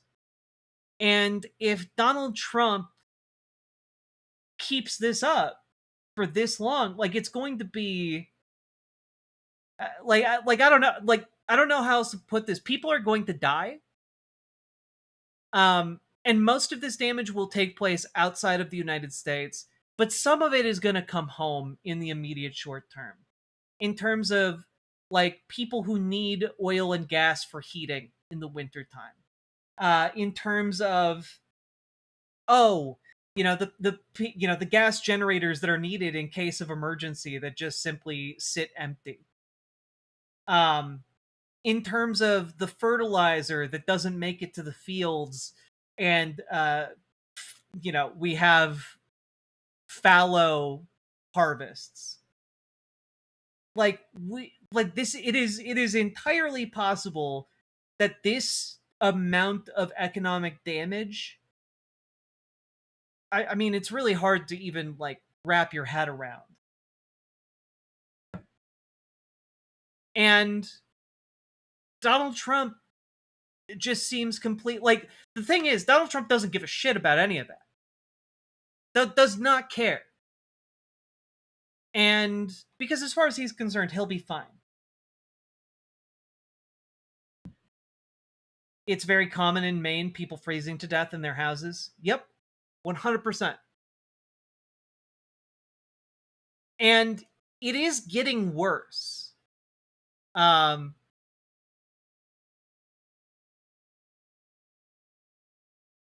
It's getting worse, and there's not really any good solution that seems to be coming out of this.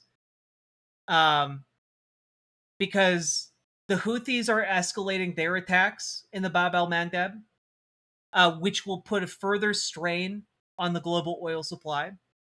And all of that is being done ostensibly with America's fleet also blockading the Strait of Hormuz. And, you might be like, well, but, we got aircraft carriers, we got some of the most advanced ships in the world over there. And, like, that's true, but also, I don't know how to put this, but Pete Hegseth is a dipshit and has been trying to blame everyone under him for the interceptor shortage. But no one seems to be talking about another very crucial issue, which is specifically logistical support for the crew and personnel on those vessels engaged in this blockade. Right? And this article is insane. It dropped on the Military Times yesterday. Multiple USS Abraham Lincoln sailors have tried to go overboard amid extended deployment, families say. Annabelle Loma has spoken with her husband only a few times since he attempted to jump overboard from the aircraft carrier USS Abraham Lincoln during his recent deployment. Communication has been difficult to come by, and he is now on medical hold. Loma, who lives in San Diego, said her husband had been repeatedly overextended before he tried to jump from the carrier. He's scared, Loma said. He thinks he'll get a dishonorable discharge, and just because he was burnt out, his 13-year career is ruined, just like that. That's not fair. That's not right. That's not what he should be worrying about right now. Lincoln's roughly 5,000 sailors and Marines remain on deployment that began November 21st. The carrier has been deployed for more than 8 months while supporting U.S. military operations in the Middle East against Iran. The deployment, which was anticipated to end in May, has been extended with no publicly announced return date. In a separate incident aboard Lincoln, a sailor on watch saw a shipmate preparing to go overboard and he intervened, according to the sailor's wife, Maria Rodriguez. Rodriguez said her husband called out to the sailor before reaching the individual and grabbing their arms, pulling them onto the deck. Her husband told her the sailor had not yet gone over the side when he got there. 3 other sailors heard the commotion and came running to help. He said he hadn't felt adrenaline like that in his life. He's just so thankful he was able to get to the sailor in time to stop them from going overboard. Like, It's a real who's who'thy of geopolitical conflicts. God damn it, Sake. I come back, you still got it. I come back and you still got it. Thank you for the 5 tier 1 subs. But yeah, conditions are so bad on these vessels. The deployments are now so long that people are trying to jump off the boats. It's crazy.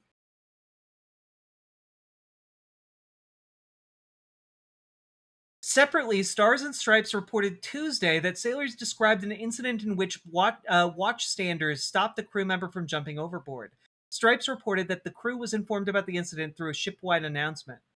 More than 200 family members attended a meeting in San Diego last week with Acting Secretary of the Navy Hung Kao.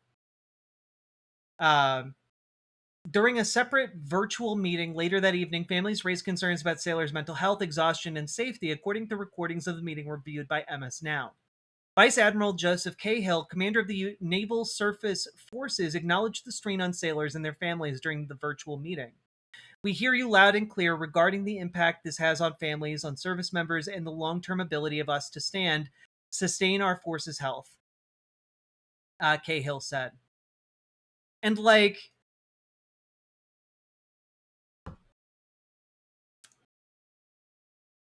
guys, like the people who are being deployed ostensibly as like the front line to potentially invade Iran or to stop them, they're at the end of their ropes right now. Like, they are like, we are not in any position to fight this, let alone to win it. We're down to like less than 20% of our interceptor stockpile, and if you think things are bad right now, when we run out of those, it's going to be exponentially worse. It will be exponentially worse when these ships are no longer able to shoot down drones or missiles. Okay?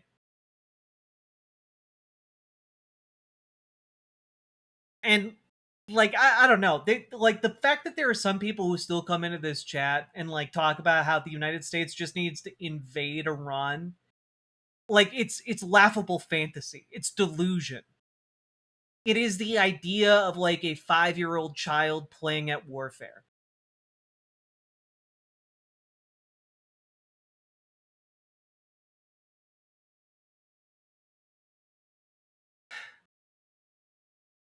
And, you know, it's something that is going to increase strain both like on the troops, but also on Republicans who have been, you know, pretty tepid, but like going along with it. Going along with this entire war. If we run out of those missiles, we could unironically lose a carrier. We could lose a carrier. We could, like, you're going to start seeing death tolls that are higher and higher and higher.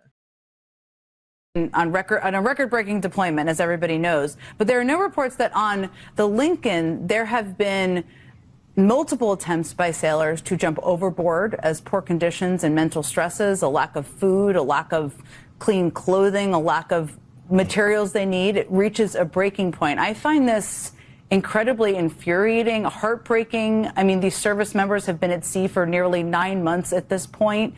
What's your reaction to the... Yeah, this is John Ossoff, someone who is potentially a strong contender for president in 2028. conditions they're facing? Yeah, these reports are deeply disturbing, and I want to express on behalf of everybody in Georgia our deep gratitude and appreciation for the sailors and the naval aviators and the Marines who are deployed and who are putting their lives on the line in service to the United States. I think we have to step back and recognize that this entire war is based on lies. They told us last year that the Iranian nuclear threat was obliterated. Then they told us earlier this year that there was an imminent nuclear threat. Both times lies. On day 4 of this war, President Trump declared victory. Months ago, Secretary Hegseth said that all of our objectives had been achieved. The war continues. Iran still has its uranium. Hormuz remains closed. This is a complete fiasco. It is a catastrophic failure by the commander-in-chief personally and his entire national security team. On record, this guy is a Democrat. He's a Democratic senator in Georgia. And I just want to point out, you know, all of this, and it's just such a colossal waste of life. It's a colossal waste of technology. It's a colossal waste of money. It's just a colossal waste. It's terrible. It's terrible. You know? Like, it's just awful in every conceivable way. And I want to direct you guys to kind of round this out to this. ProPublica, fiasco in the factory. Taxpayers funded a $533 million artillery plant that made nothing. Which is arguably the best case scenario for artillery manufacturing. Ideally, we manufacture nothing. But we spent over $500 million of your money on building a factory to make munitions that doesn't make munitions. Like, this is the level of incompetence, the level of graft that is happening. It also has one of the best opening lines of any article I've ever read. A robot was on fire. Again. And yeah, it's about a General Dynamics factory that just apparently just hasn't been able to build anything, really. The fiasco has cost American taxpayers $533 million, according to the Army, but the Army has not held General Dynamics or a key Turkish subcontractor, which provided the factory's much-hyped but little-proven equipment, publicly accountable for the failures. Nor has it made General Dynamics pay a penny back. And this is one of the things, right? This is one of the things where I just get so fucking angry. You know, like, we were warned about the military-industrial complex and how it would siphon us and hook onto us like a goddamn tick and just suck our blood. And that's exactly what we're seeing right now.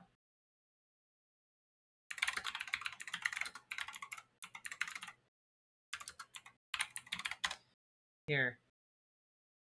See if I can bring up the segment here.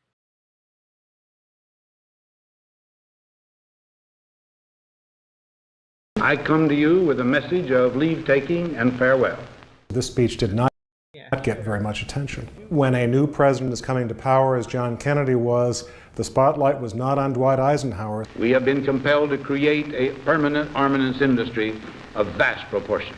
There was a feeling at the time that this must have been written by some speechwriter who just sneaked into the speech. In the councils of government, we must guard against the acquisition of unwarranted influence, whether sought or unsought, by the military-industrial complex. 3 months ago, we got contacted by a family up in Minnesota saying that we have documents from Malcolm Moose. He was responsible in part for drafting the military-industrial complex. I have to say something. This guy...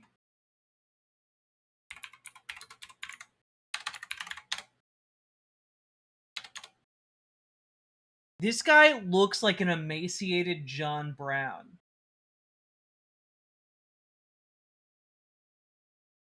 Like, I'm not kidding. He looks like an like John Brown somehow survived and went on to write a speech for Eisenhower. That's crazy.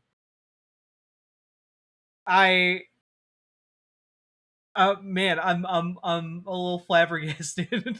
These new papers give us written evidence that this was not just some caprice of Eisenhower's or something by some speechwriter. You see the evolution of his speech from May 1959 to 1961. And he wanted to give this speech for a long time, 2 years.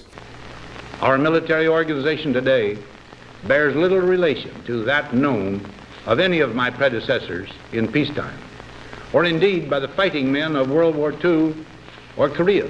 There was one person in Dwight Eisenhower's life whom he really confided almost everything to, and that was his brother Milton. There's one particular document where the speechwriters had already drafted their version of the speech, only to see Milton come along and totally revamp what had already been written. When Milton Eisenhower was taking notes and writing things on the drafts of these speeches, the speechwriters knew that it wasn't Milton talking, it was Ike. The potential for the disastrous rise of misplaced power exists and will persist. He would see magazines with advertisements for some new warplane or some bomb, and he got so angry he'd take the magazine and throw it into the fireplace of the Oval Office because he felt that defense spending should not be something that would be encouraged by companies who are seeking commercial gain. We must never let the weight of this combination endanger our liberties or democratic processes. There is an interesting document. It shows that the farewell speech will be made to Congress. But yet, President Eisenhower decided no, he was going to address the people. Only an alert and knowledgeable citizenry can compel the proper meshing of the huge industrial and military machinery of defense with our peaceful methods and goals, so that security and liberty may prosper together. One test of how well a president speaks is how long the speech lives. Here we are 50 years later, we're still talking about this speech. Now, on Friday noon, I am to become a private citizen. I am proud to do so. I look forward to it. Thank you, and good night. Like,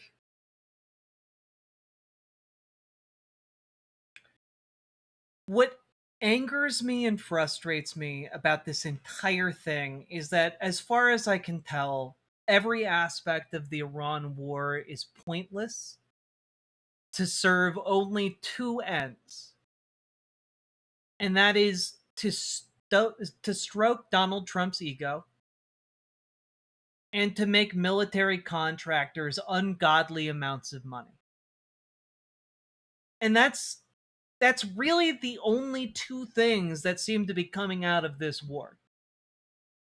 A colossal waste and expenditure of munitions, of manpower, of oil, of every conceivable consumable resource available to our military. And the only people who benefit from that are the military contractors, who will then be called upon to build and rebuild the arsenal. Like, they're moving to make the largest military budget that has ever existed in the history of mankind even larger by 33%, just so that they can funnel even more money into these military contractors. Yeah, Hideo Kojima was right. Metal Gear Solid was a goddamn prophecy. It's ridiculous. Yeah, to make the Trump family billions of dollars in government contracts. We all heard about the golf company his sons are turning into a drone manufacturing business somehow. It's all so fucking transparently theft. It's theft from me, theft from you, theft from your children. It is the mortgaging of generational wealth. Not just on an individual level, but on a national level. They are selling out each and every one of us so that they can make themselves rich. And honestly, it makes me so goddamn mad. If it makes you mad too, then you should get organized about it. Join your local Dems, join your local DSA, We all need to get organized today, because getting organized is the only thing that has ever meant a damn to these kinds of institutional powers, to these kinds of moneyed powers. We need to get organized. We need to begin exerting our political power, and we need to start setting things right. And you can start in the most serious way possible right where you live on the local level. So join your local Dems, join your local DSA, and if you need help, join our Discord. There's a link down in the description, and reach out to GamerG for help with DSA, reach out to Dragonfly for help with your local Dems, and if you want to do door knocking for progressive candidates or phone banking for progressive candidates across the country, check out the link down below for Progressive Victory. They're doing some great work for tight races around across the country. Okay, so go check that out. And if you got anything out of this, hit the like button, subscribe, leave a comment. Comments really help in the algorithm. And also, last but not least, check out ImogeneOlivia.com, gender euphoric lingerie designed from the ground up for trans femmes, tested with cis men, cis women, non-binary folks. It is comfortable, sexy, non-tucking lingerie. So go check that out. We just got a full restock, 2 new sizes, a new color, link down in the description. Let's keep on going.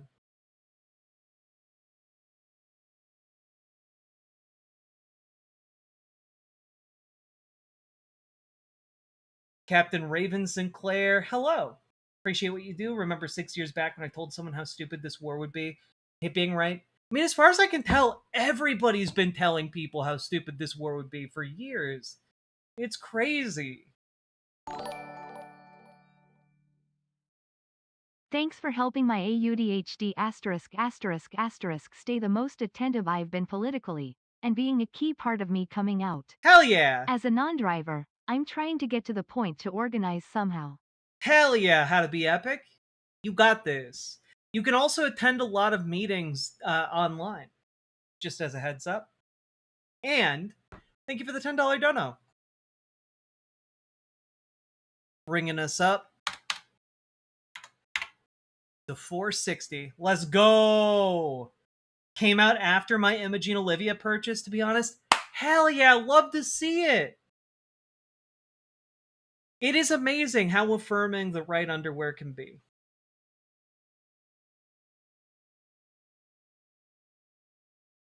Whew. It is hot in here.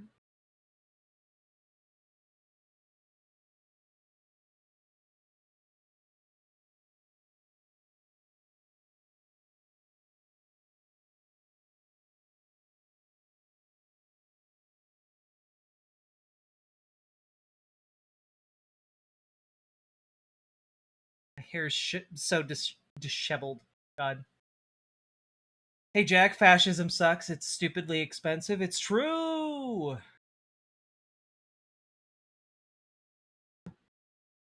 Riverboat Jack, if all spiders in the world were to suddenly want to eat humans, we would have days until they consume us. I feel like there's a relationship here. Is there? I don't know.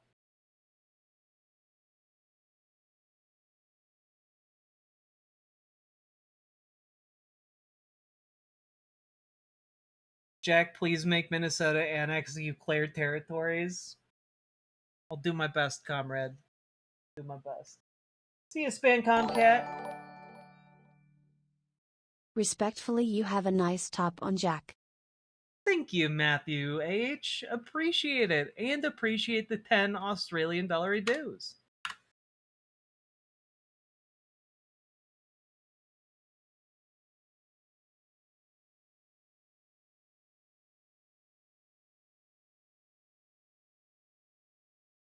Oof.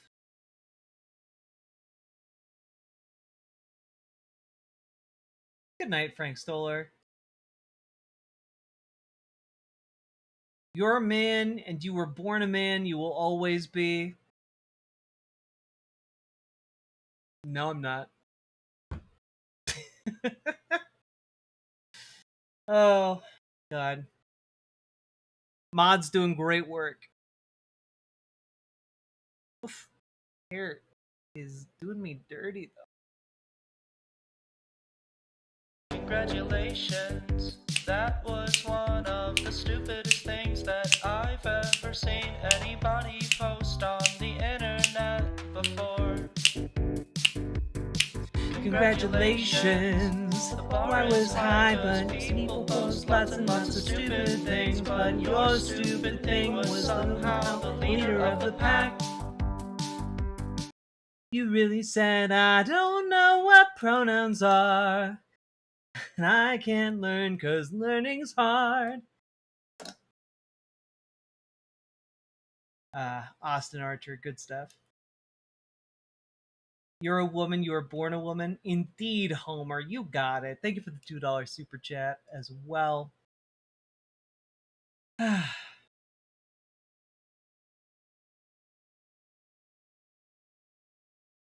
Help, what is this song? It will get me demonetized for playing it, but let's see.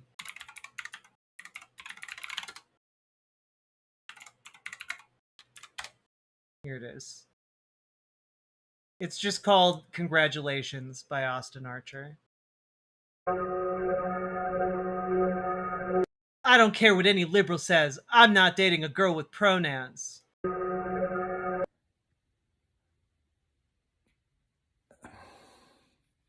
It's good shit. Here's a link.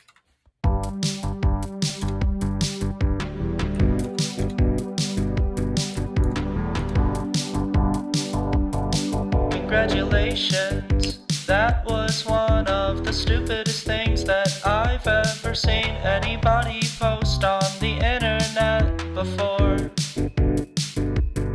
Congratulations, the bar is high 'cause people post lots and lots of stupid things, but your stupid thing was somehow the leader of the pack.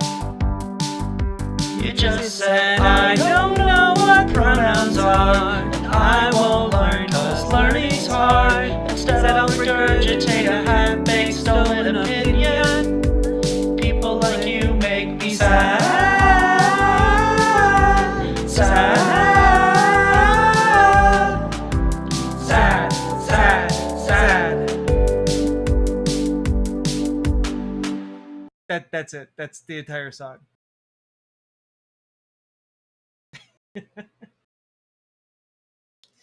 Is that what's his name? It's Austin Archer. He's also on the line sometimes, just as an FYI.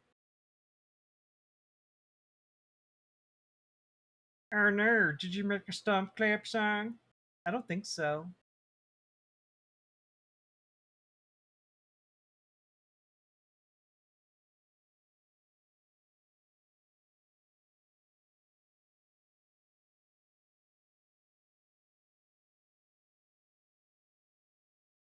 I love you guys. You guys are silly.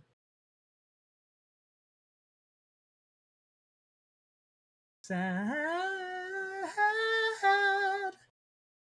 All right.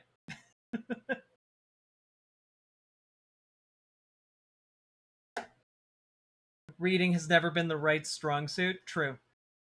True. He also has a really banger song about Tucker Carlson.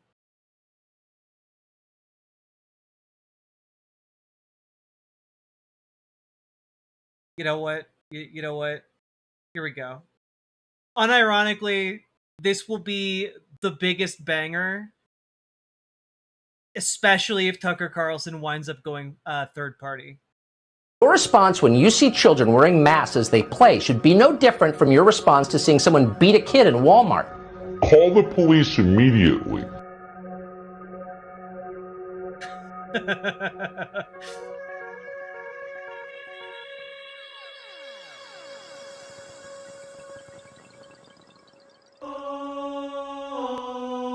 Nobody cool likes Tucker Carlson. Nobody cool likes Tucker Carlson. Nobody cool likes Tucker Carlson. If you like Tucker Carlson, then you're not cool. 'Cause nobody cool likes Tucker Carlson. Only a fool would like Tucker Carlson. Nobody cool likes Tucker Carlson. Tucker Carlson is the worst. He's a maniac, sociopath, white supremacist, fear-generating mouth with an emphasis on lies and misinformation. With that infuriating look on his face,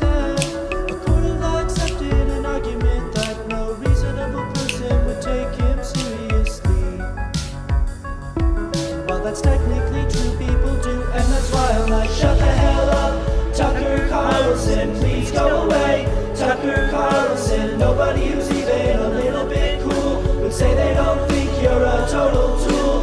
Nobody cool likes Tucker Carlson, nobody cool likes Tucker Carlson, nobody cool likes Tucker Carlson. Tucker, you're the worst.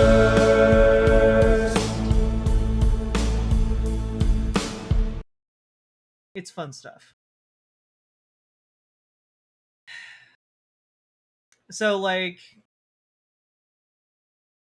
yeah, if he runs third party, just remember, especially if there's people on the left being like, oh yeah, Tucker Carlson, he's cool now because he has like a good opinion about how the United States shouldn't do like a genocide of Palestinians. Like,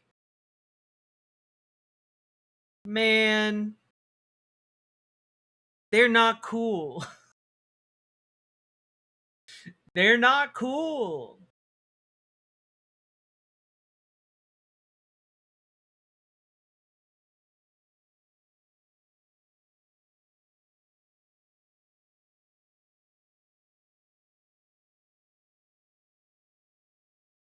A la Jank? Yeah, a la Jank. Live from the Poly Market Studio in LA. All right. Anyway, got a little sidetracked there.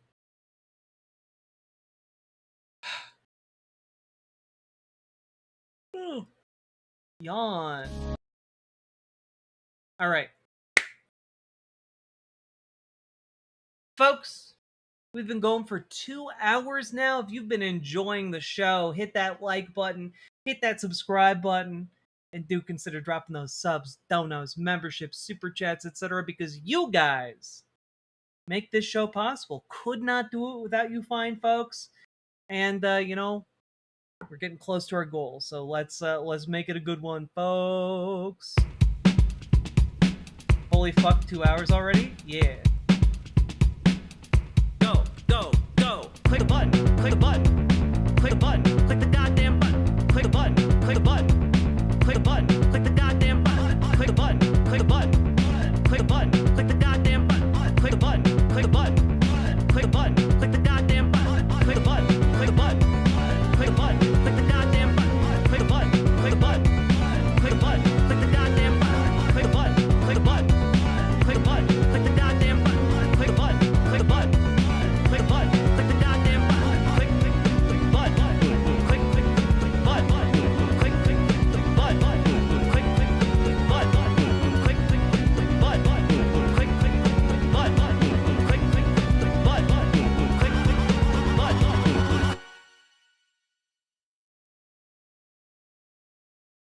Okay, you guys ready to jump into our next segment?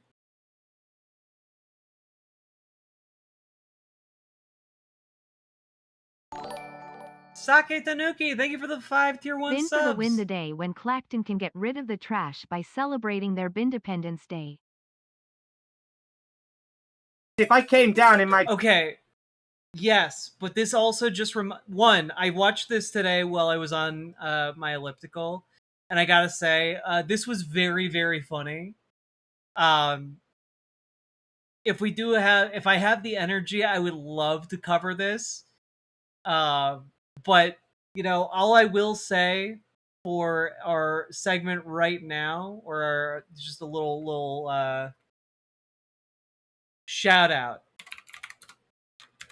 here, is this. Here we go.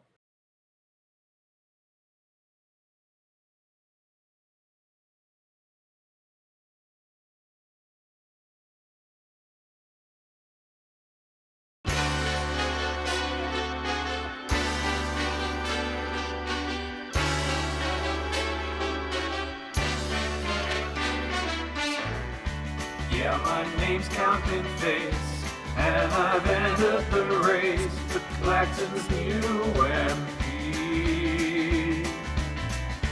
I'll spend more time with you than I promised to do. in Washington, D.C. Unconditional gift with a curious wit. It's a mystery. One thing isn't in doubt. If you vote those guys out, we'll make history. And everybody sing. Yeah. Alright. We're going to make Clapton green. England needs a new vogue. World Cup dreams up in smoke. Now the spotlight's here. Jaywick, Wheatley and Wicks, Kirby, Cross and Civ. This could be your year. This election's a freak, but your chance is unique. Tell them loud and clear. Yeah. You want somebody new who will stand up for you and choose hope, not fear. And everybody sing. Yeah. Alright. We're going to make Clapton clean. Tomorrow belongs to you and me. If you're red, green, yellow, blue, there's still something you can do. Clacton is a special place, so cast your vote for me. I'm Captain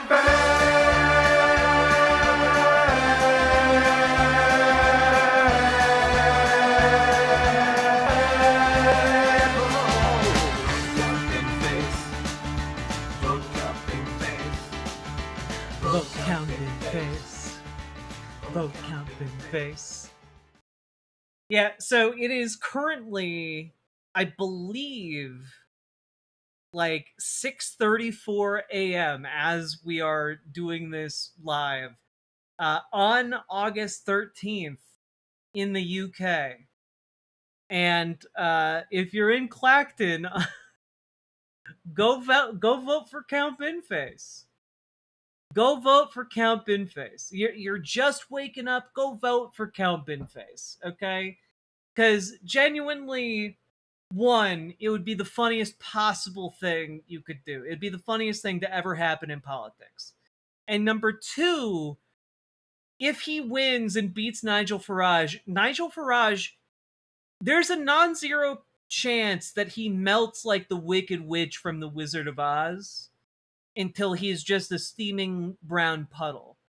And I think that would be very funny for everybody involved. Because unfortunately, there aren't any actual candidates in this election. They're all jokes. And at least this one's funny. What appeal do you have to the voters of Clacton? Binface, I'm not Nigel Farage. I mean, exactly. He's not Nigel Farage. And also, like, I'm gonna be real with you guys. I watched that Mehdi Hassan interview, and not only was it pretty funny, you know what? He's pledging to make claw games in arcades fair. I think that we can all get behind that. He wants to make ice creams cheap and affordable again. I think we can all get behind that. He also has officially adopted a part of his platform from a 10-year-old child who wrote in to suggest that he help make oil executives pay for solar panels for everybody in the UK. And he has also pledged to build at least one affordable house. And like, honestly, that is all those combined alone infinitely better than anything Nigel Farage has ever promised to do for anybody. Okay?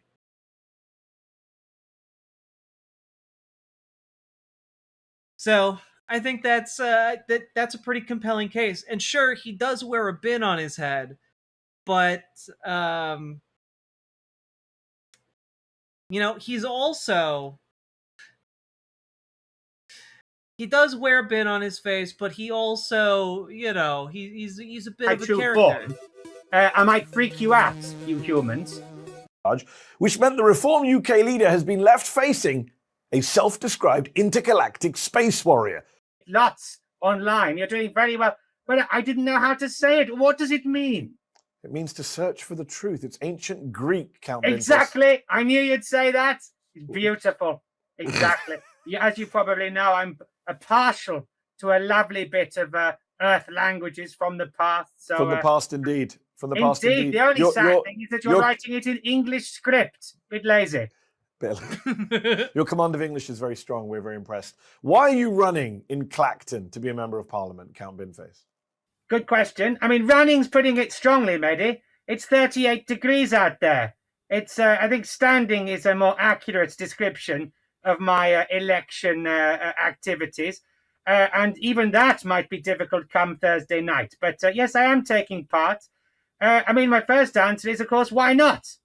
This is democracy. And British democracy at that, the greatest in the world, in the cosmos. It's the only one that would allow me to stand next to a prime minister, a minister, a party leader, architect of Brexit, you name it. And on that beautiful moment on election night, there is the great leveler where they have to stand next to whoever is brave enough to take them on. I mean, it's perfect, isn't it? That's why you're talking to me. Yes, I have to ask you this, though. You've stood next to prime ministers, as you said. Andy Burnham, you were at the Makerfield by-election. I don't care about this part of the interview. In 2021, I received 92,000 votes, first choice and second choice. I haven't lived in the UK for 12 years. I grew up enjoying in the UK a good flake on a softie. What does a flake cost right now? Thank you for saying they're fun policies. I like to think they are positive, but of course they're deadly serious. That if Andy Burnham can price cap bus fares at £2, why shouldn't the people of Clacton get a little discount on that? I don't see why not. But of course is fully funded. Classic politician, manifesto. You're not actually answering my question. What is the cost of a flake? What's the cost of a flake ice cream right now? Excuse me, you asked me two questions. I'm just coming to that. So take it to just a little bit of patience, sir. You have asked me two things. I'll answer both things. Okay. Us politicians don't do that. I've remembered every part of your question. Okay. I should come to them in turn. I simply say, you called my bus policy fun. I'm saying it's fully costed by my windfall tax on cozy crime novels written by celebrities. Now let's move on to the ice creams. Yes, 99 flake ice creams should cost 99 pence before you scarpered to America. That is what they cost roughly. In Frinton the other day, in the constituency, £3.80 for a 99 flake. I've had figures quoted to me in the southeast of England, £4.50 for a 99. And yet nobody can tell me what is actually in a 99 flake, because it's not ice cream, I can tell you that for starters. Whatever it is, it's good. You've got some other. Well, this could be seen as a serious policy. You want to move the hand dryer in the gents' toilet. This is what I was looking for. This specifically is what I was looking for. The restaurant to a more sensible position. Why? Well, this is a long-standing policy of mine, going right back to my Boris Johnson election. I pledged to move the hand dryer in the Crown and Treaty pub Uxbridge to a more sensible position because it was dangerous. It's far too close to the urinal. And this has gone like wildfire, Mehdi. It's become a national and international issue, and humans have... An international issue, indeed. I heard Nigel Farage didn't have to hold an election, but chose to do so to prove people would vote for him, and then Binfies appeared. For Maiden, it's actually like stupider than that, and more serious than that, which is that Nigel Farage started getting investigated for essentially campaign finance fraud because he accepted like a £5 million donation and from like some crypto bro. And in order to dodge the investigation, he called a special election himself to saying like, I won't be investigated. I will make the people decide whether or not I am innocent or guilty. And so that's what's happening. Like it's silly as hell. And honestly, if he got defeated, it would be the funniest possible way this could go. Been sending me photos, and obviously you've got to be careful when you take them, of other gents' toilets around the world with similar problems. And the Great Himalayas restaurant in Southport is a particularly prime offender. It is like air frying your genitals while attempting to urinate. It's got to be stopped. All right, you actually do have serious policies about your opponent, Nigel Farage. You say, for example, one of your top 20 policies is MPs who resign mid-parliament to be barred from the resulting by-election. Sounds like that's aimed at Nigel Farage. MPs who change party mid-parliament to be forced to face a by-election. Sounds like that's aimed at all the people who joined Reform UK from the Tories. And number 15, I will not accept £5 million gifts from crypto billionaires on air frying who and who. He's talking about how hand dryers have been put too close to the men's urinals. And so when he's saying air frying who and who, he means that the hand dryer has been placed so close to the urinal that it will fry both hands and the genitals of whoever's using the bathroom. Earth. Again, sounds like Nigel Farage and the money he accepted from Christopher Harbone, which is now being investigated. Well, it's paused, but was being investigated by the Parliamentary Standards Authority. So seems like you're really going after your opponent, Nigel Farage, but you don't name him. Why don't you name him? Are you afraid of him? Well, it's interesting you say that, Mehdi. You say those policies are aimed at a certain individual. So you still won't say his name? I couldn't possibly comment. I would say they are. The fact that, Mehdi is such a goddamn professional. Such a goddamn professional, but, this is so unserious. Uniform policies. But it's also serious at the same time, because he might actually have a shot of beating Nigel Farage. That's crazy. Because any MP, like David Davis in 2008, who famously he ran called for a by-election, as you darn well know, over a matter of principle. He should have been barred from that election as well. So this is not just an ad hominem attack whatsoever. I would suggest that if any MP were to be given a £5 million... I cannot stress enough how this is a real interview. This is a real interview with a real candidate for an election that has the capacity to oust one of the major political leaders in the UK from his parliament seat. This is real. The leading contender is a man with a bin for a head. My anime sidekick gal, thank you for the $5 super chat. Donation by a crypto billionaire, that they should A, fill out the requisite form, and B... They did a poll, by the way, and the majority of folks in the UK would prefer that Count Binface be elected in this election. But it remains to be seen how Clacton will answer. So hopefully, Clacton, you guys make the right choice today. It's time to put your vote in the bin. The public have a right to know what's going on. Yep. So this is a blanket policy, Mehdi. Okay. I cannot stress that strongly enough. You mentioned David Davis. He famously caused a by-election in his own Not that seat. famous. Not that at the time. I was in the UK at the time. He was the Shadow Home Secretary. He ran for re-election in that seat. He ran unopposed, if memory serves me correctly. And Not correct. 26 candidates. Okay, when I say unopposed, with the greatest respect, Count Binface, I mean the major parties, not random space aliens. How dare you? But I just did. But Davis ran again, and he got, I think his vote share went from about 46, 47%, if memory serves me correctly, to something like 70-something percent. Is that what Nigel Farage needs to do on Thursday to show that he's actually in command of his constituency? Does he really need to increase his vote share to show he's the dominant figure in British politics? Well, that's a good question. I would say that's for expert analysts like your good self to discern. For me, I would suggest that the very fact that the by-election has occurred is the weakness, the chink in the Reform UK armour. I mean, you may well have seen it reported. I cannot believe this is true, but I've seen it reported that people inside Reform UK thought that by calling this by-election, it would have actually stopped the future by-election, with clearly misunderstanding the rules. if that to be the case. Whereas, of course, the other parties have decided not to run, either because they're frit, I love that word, of old bin face. Is the Count a UK citizen? Yes. Or because they think that this is a cunning stunt, I use those words advisedly, by Nigel Farage. So in my like Mehdi, like it is a delight to see Mehdi break throughout this interview.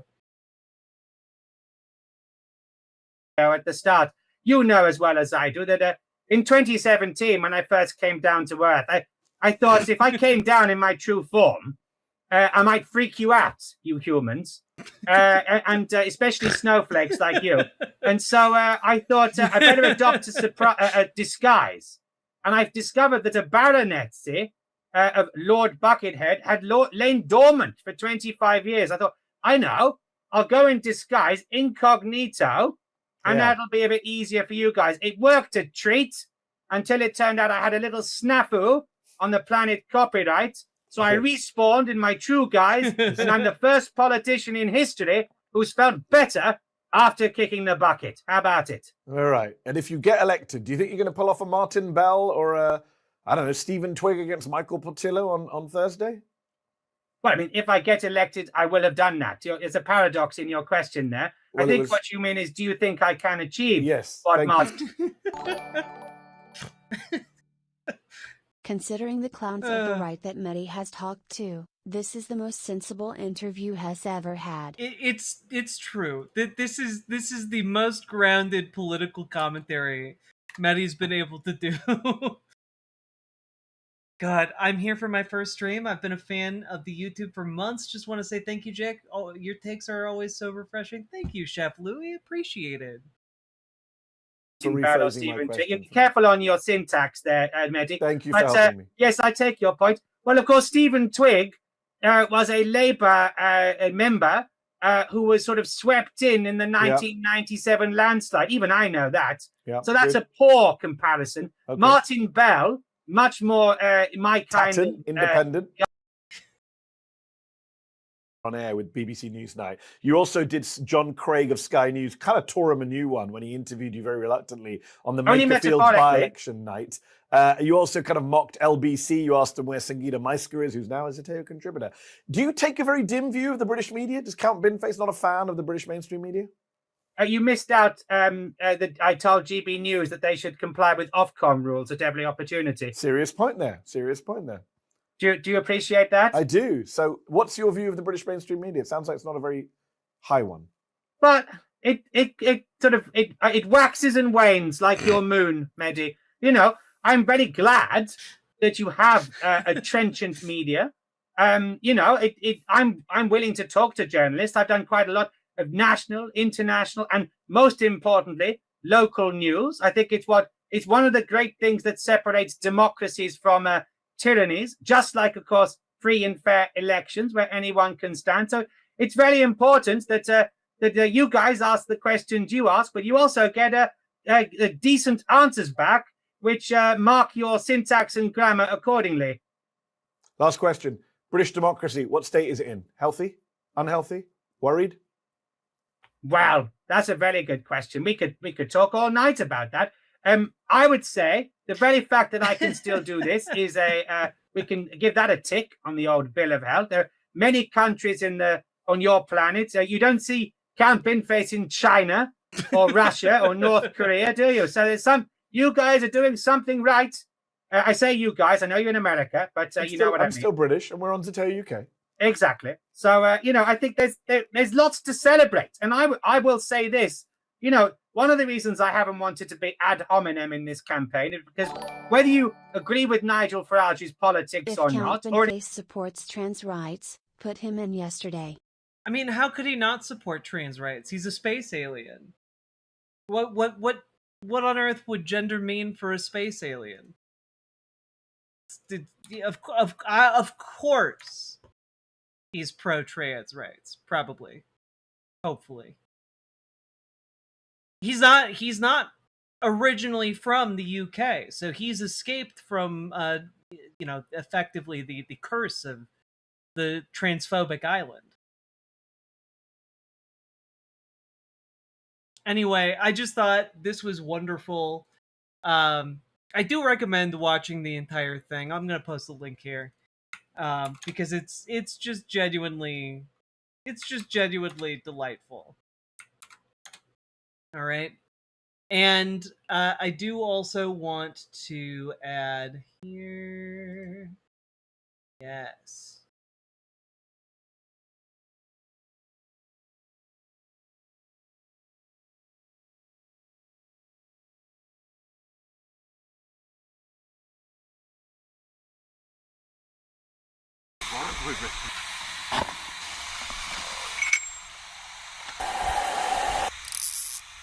Okay, let's go.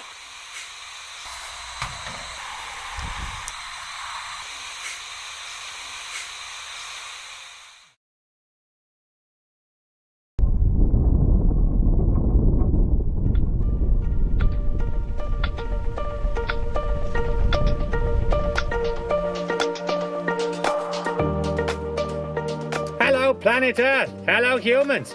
Count Binface here, intergalactic space warrior, leader of the Recyclons from Sigma 9, and part-time parliamentary candidate. Now, I know you have your differences. I know there's a lot of big stuff going on. But to all of you who are able, turn your gaze to an incredible part of your world, the beautiful constituency of Clacton. Because there, on Thursday the 13th of August, I will be standing for election to the British Houses of Parliament, alongside 33 other hopefuls. And for the first time, I have a chance to actually win. It might sound like it's going to be the world's worst Comic-Con, but actually, I think it's amazing. British democracy means anyone can vote for whoever they want, and you can stand for election no matter what you believe or what you look like. I'm not naming names. Now, the UK might not get everything right, but when it comes to elections, nobody does it better. With the possible exception of Colombia, where a recent election was won by an anthropomorphic white elephant. So it can be done. Vote for me, and not only will you see the greatest political victory in history, but the people of Clacton will get a local champion to make their voices heard like never before, to help improve schools, hospitals, businesses, arcade grabber machines, pub toilet hand dryer locations, and other things that humans vote for. Join me, let's take out the trash and make 13th of August Bin Day. Make your votes count. I love it. I love it so much. And there's also a second part to this, because this was my message to planet Earth from space. This one is my message to space about Earth. Hello, outer space. Hello, Recyclons and all other alien species. Count Binface here, and I've found the most incredible little planet in the Omniverse. Well, apart from Sigma 9. The locals here call it Earth. It's not exactly a galactic hotspot, although it might be soon, because the dominant species, human beings, seemed determined to slow cook themselves with self-inflicted climate change, just like Sigma 10. In fact, so far, this planet's only got one review on Star TripAdvisor, which... So basically, it's a choice between a guy with a head full of trash versus Binface. Exactly, Matthew H. You get it. You get it. Reads as follows. Went in 1982, lost my friends, couldn't phone home, caught hypothermia by a river, and then got experimented on by the locals, nearly died. Rubbish. But hey, we can ignore that naysayer, whoever he is, because get this, these guys on this planet are using democracy. Well, some of them are, sort of. But what it means is I can stand for election. And on Thursday, the 13th of August, the humans of an amazing place called Clacton could elect me as the first alien member of Parliament, which would make Clacton the most famous place in this solar system. I know, you want to see this for yourselves, and you must. Come. They're lovely folk. Just don't all come here at once. Humans can get a little bit prickly about immigration. Anyway, whatever planet you're on, I hope you're all super well. Peace and love. Binface out.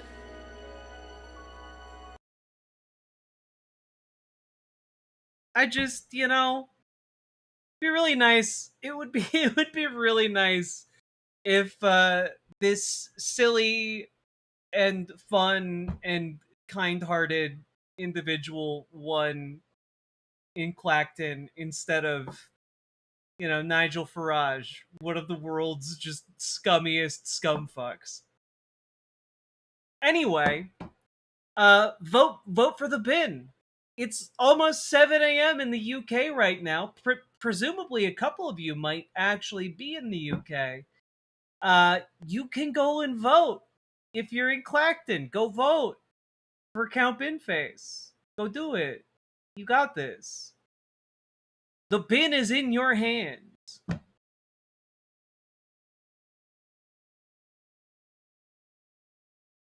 And with all that being said, got anything out of this, hit the like button, hit the subscribe button.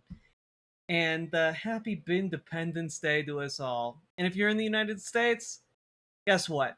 Join your local Dems, join your local DSA, get involved today and get organized, folks. If you need help getting started, you can join our Discord. Reach out to GamerG for help with DSA. Reach out to Dragonfly for help with your local Dems. And if you want to do door knocking or phone banking for progressive candidates across the country, go check that out. Check out that link down below for Progressive Victory. They coordinate that. They help folks do that. Go get involved today. Last but not least, check out ImogeneOlivia.com. Gender euphoric lingerie designed from the ground up for trans femmes, tested with cis men, cis women, non-binary folks, trans men. It is comfortable, sexy, non-tucking lingerie. Go check it out. We just got 2 new sizes in stock, a new color. We got a full restock. Go check it out. ImogeneOlivia.com. Link down in the description. Let's keep on going. And you know what? Happy Bindependence Day indeed.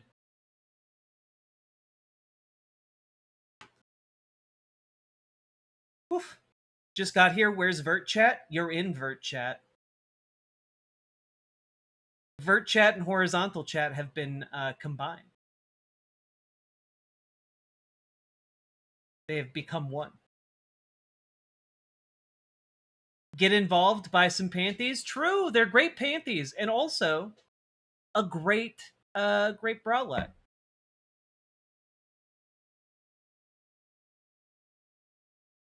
We are Vertical Chat. We carry the flame. Yeah, we do get some weirdos in from time to time wondering about my genitals. So that if you've been seeing some folks being like that, that would be why.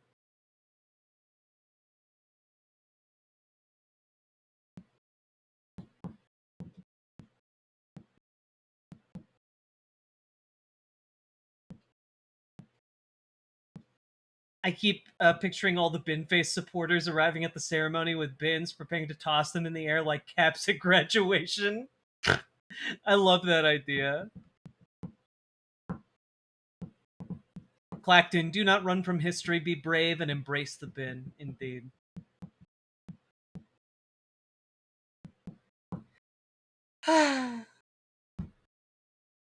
Yawn. Well, folks, that was an impromptu, unintended segment. But you know what? You got it out of me. You clever bastards. And that being said, if you got anything out of it, click the goddamn button. And if you feel so inclined, consider financially supporting the stream because you guys make this show possible. Literally could not make it happen without you folks. And I took off several days for a mini vacation. So please help make ends meet. Let's go.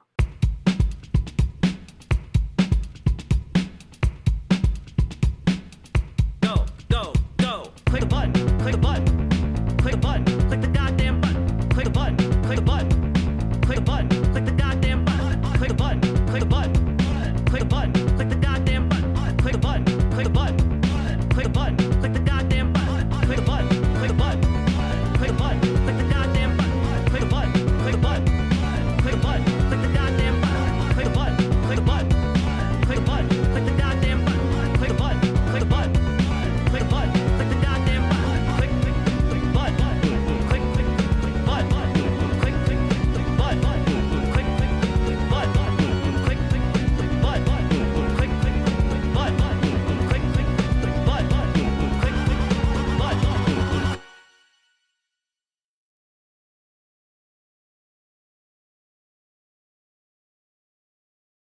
Any news about Binface makes me happy. It's good. Fair. It's fair. All right. Let's do this. You guys ready to talk about some Zoran Mamdani? You guys ready to talk about some good politics news? You guys ready?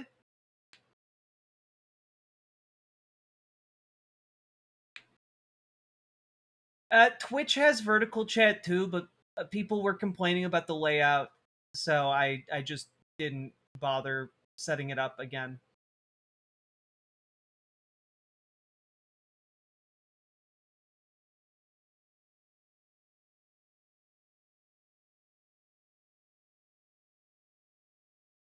Bonesaw is ready. Excellent.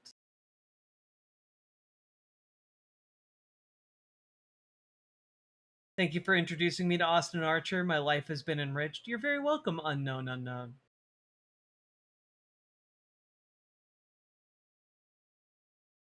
Let's do this.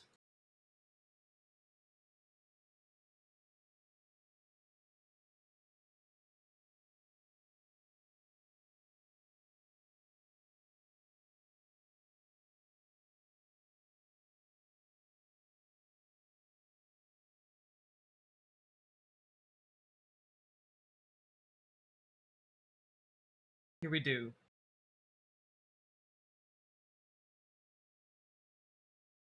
So, folks, we have to talk about the fact that Donald Trump is having a crash out of epic proportions that is being amplified by the rest of the media into like some kind of coherent movement. Specifically, his crash out today and yesterday has been about the New York, and I'm going to mispronounce this horribly, pied-à-terre tax, which is New York's taxes on second homes worth over $5 million.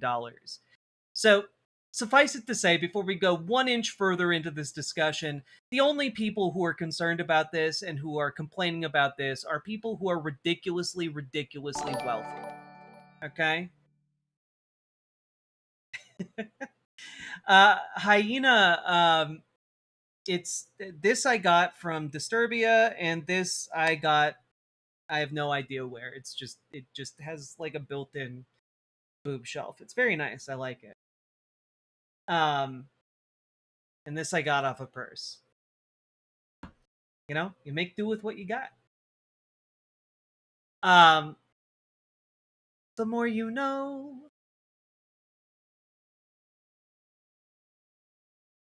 Sorry. So Donald Trump yesterday posted on Truth Social, the New York City pied-à-terre tax is costing New York City and state a fortune, in that the money eventually to be gotten is very little compared to the taxes paid by the tens of thousands of people who are fleeing the city never to return. Florida, Texas, and numerous other states are making an absolute fortune. This dangerous political experiment in New York will destroy what was once a great city and state. It's pure amateur hour. It's hard, as President of the United States of America, to sit back and watch it happen, especially to a place I once loved. Financial and then social ruin is a 100% certainty.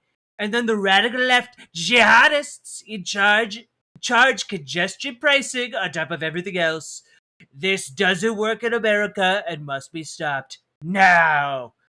I am looking to see if the federal government has any legal right to avert this disaster before it's too late.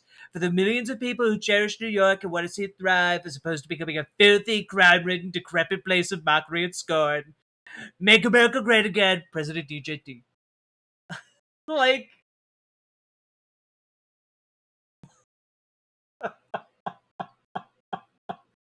oh,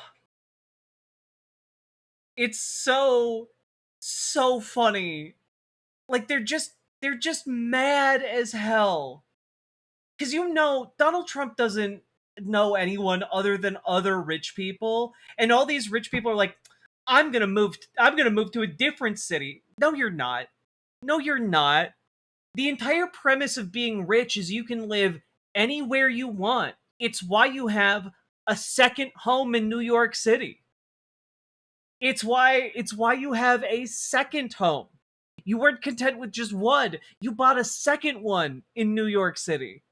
Like, oh yeah. You're all just so wealthy, but like you're being taxed into poverty, so you're having to flee to go to Florida. Where your third and fourth homes are. Okay, sure. Yeah. Part of the what I think a lot of people don't get is that rich people have the luxury of not really giving a damn about how much they're taxed, and can just like go live wherever the fuck they want to live. That's what wealth gets you. It gets you the ability to live in LA, paying a ton of property tax or whatever, paying the higher California taxes because you can. Because like that's what being rich allows you to do. You pay the taxes and you're still richer than everybody else.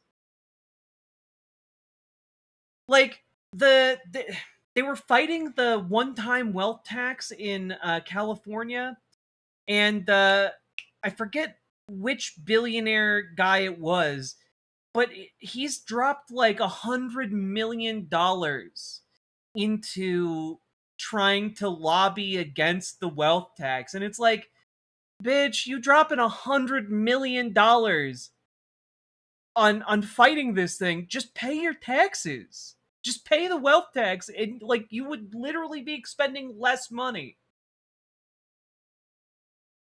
It's crazy. These people are just like addicted to failure.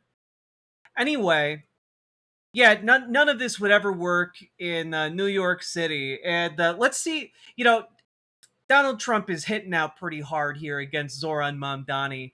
Let's see what Zoran Mamdani's been up to, Mamdani, I'm here in Prospect Park because a follower said there were drinking fountains there that were taken away by the city. Please bring the drinking fountains back. I'm on it. The heat wave has arrived, but our parks plumbers got here first. They're getting the water flowing so that New Yorkers can safely enjoy their summer days in Prospect Park. Take a sip if you so desire, sir. Absolutely. Delicious. Stay cool and stay safe, New York. Dog, people are adding him on social media to come fix water fountains, and he does. I thought it was Sergey Brin Paladin lost, but I wasn't quite sure. I thought it was Sergey Brin. I didn't want to say it and be wrong, but excellent. How is he so good at this? People have just forgotten what good governance looks like. People have just genuinely forgotten that politicians are supposed to work for you and not their rich donors. And speaking of, congestion pricing and all that being said, and like the pied-à-terre tax or whatever, where's all that money going anyway? Where's all that money going? The thing about NYC is that people who are rich love living there. They can go sit It's true. courtside for the Knicks, eat katzes, go see Broadway. They aren't leaving. Not for fucking Florida or Texas. Yeah, Texas doesn't have Broadway. Florida don't have Knicks tickets. Like, I don't know. And Paladin, thank you for the $15 dono. Very much appreciated. But, like, where is that money going to be used? Well... Next stop, a new Chambers Street subway station. And congestion pricing is paying for it. Oh, wait. You mean the congestion pricing actually gets used on things that help the city and people who live in the city? Wait a minute. These taxes are going to things that people can tangibly see and touch and experience? Damn, that's crazy. It doesn't work here in America. I don't know. This seems like it's kind of working. Chambers Street Station is over 100 years old. This restoration will rebuild crumbling stairwells and broken doors, fixes to the ceiling and to the underlying issues that caused regular leaks, and it will restore the ceramic tiles and marble bases that make this station so unique. It's time for an upgrade. Let me upgrade. Oh, so we're actually going to better people's lives instead of making them worse. Who knew that politics didn't have to be unending misery, where your taxes get siphoned up to robber barons and then distributed to other lesser robber barons? That's crazy. You mean the government isn't just a vehicle to, like, siphon up everything for the wealthiest people to ever exist? Huh. Also, and I just thought this was neat, he sat down with, I believe, Bernie Wagenblast, who's the voice of the New York City subway system, and a trans woman. When I did the recordings, we were recording things like Uptown, Downtown, Bronx Bound, and then the computer puts it all together. What is your favorite New York City subway experience? My colleague, Charlie Pellet, the guy that says, "Stand clear of the closing doors, please." The New York Transit Museum runs the holiday train. He and I will do live announcements on the train. Wow. And I want to be there.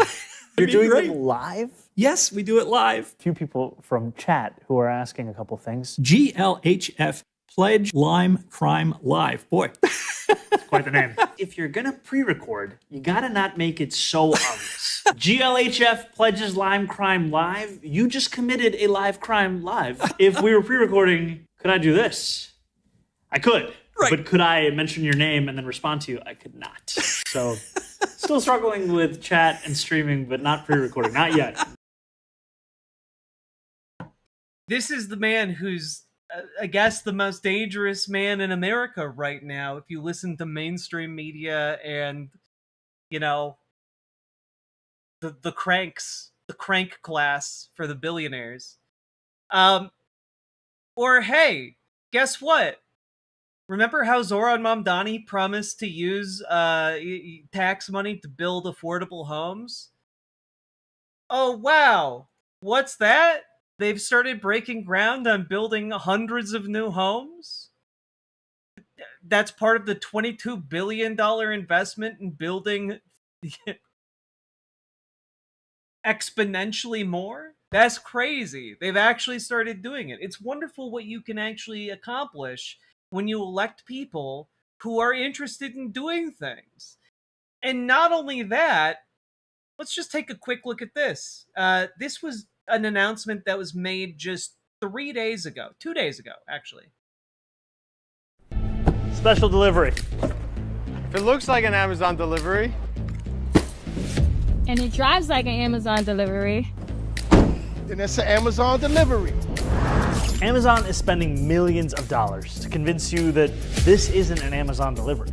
But all you have to do is see for yourself. My uniform says Amazon. if I don't wear this Amazon branded vest, disciplinary action will be taken against us. The workers' routes and hours are set by Amazon. So why isn't Amazon responsible for these vans? Because Amazon and other corporations have built a vast network of subcontractors that shield them from responsibility. Amazon tells these subcontractors where to drive, who to hire, and what hours to work. I do all the work that makes Amazon all the money. This is why I'm proud to support the Delivery Protection Act, sponsored by Councilmember Tiffany Carlson. Because if Amazon is delivering your packages, they should follow the same rules of every other delivery. When injuries and worker accidents skyrocket, Amazon says they have nothing to do with it. They can't have it both ways. By shielding themselves behind these so-called independent operators, this trillion-dollar company is able to avoid regulations on our city streets. And that's why we want to pass the Delivery Protection Act. Now, one, I think that this is lovely because it is part of what makes Zoran so powerful as a political power broker at this point is because in his videos, in his presence, people want to be associated with him. And when he does something like highlight Tiffany Caban here, that's doing her a political favor. It is raising her prominence. You all now know who she is, despite the fact that many of you don't live in New York City. And that's pretty cool and interesting, right? He is raising up a new generation of progressive socialist, or at least socialist adjacent political figures. It's, you know, a rising tide lifts all boats. And that's pretty cool. And not only that, what is interesting to talk about with this in particular is that Zoran Mamdani has placed himself in direct opposition to one of the most powerful Democrats in the country. And I learned this from The Prospect because I thought this was fairly interesting. Like, oh yeah, a lot of people don't talk about these Amazon contractors. It's great to see somebody finally talking about this. But I saw the American Prospect here. Mamdani's taking on Amazon, his opponent, Chuck Schumer's daughter. Jessica Schumer is apparently one of the most prominent lobbyists for Amazon to Congress, and specifically has been working in order to reinforce stuff like, hey, Amazon contractors shouldn't receive employer protection or employment protection, you know? And it's quite interesting.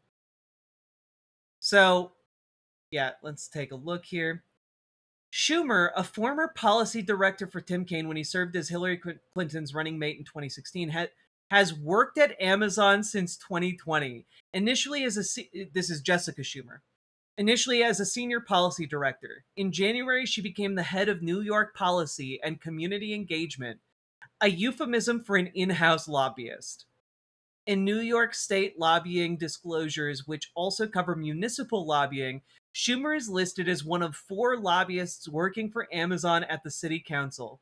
The Delivery Protection Act is named as one of the bills that Schumer and her fellow lobbyists are working on. And when you have lobbyists working on a bill like this, what that means is effectively to kill and or neuter it. So what's really interesting about all of this is that, in a way, this is a test of Mamdani's statesmanship. You know, it's he's going up against one of the most powerful Democrats in the country, Chuck Schumer. And to be honest, I think he has the winning hand. I think he has the winning hand. Because Chuck Schumer doesn't want to go up against Zoran Mamdani. No politician in America right now wants to make an enemy of Zoran Mamdani. And what's really interesting here is that you can look at even Donald Trump's post about the tax, which is specifically attributed to Kathy Hochul and Zoran Mamdani. He does not say Zoran Mamdani in this at all. We all know who he's talking about. We all know why he talked about the jihadists in New York City. But even he stopped short of calling out Zoran Mamdani because he wants so badly. He wants so badly to be liked. And he knows that people like Zoran Mamdani. Also, Chuck Schumer is an itinerant loser. I mean, that's true, yes. That is true. Yeah. Mamdani's a freaking idiot sounds like a commie platform. Hey, if communism in New York City means that your pipes deliver clean water and your subway system functions and isn't falling apart and that like people actually have homes to live in, I think a lot of people are going to like communism. When you I just want you to know, when you make an argument like that, you are inadvertently making communism more attractive to people. I know that's obviously not the intent of these conservative trolls, but like that is kind of what you're saying, right? Like we look at this guy who's like clearly like he's practically frolicking through a field to get like water fountains fixed in the city. And you're like, "Huh, working water fountains? Huh, sounds like communism to me." And it's just like any normal person watching looks at this and goes, that's just good. That's just a good thing that happened. He just did a good thing. If good things are communism, then I guess I'm a communist. Like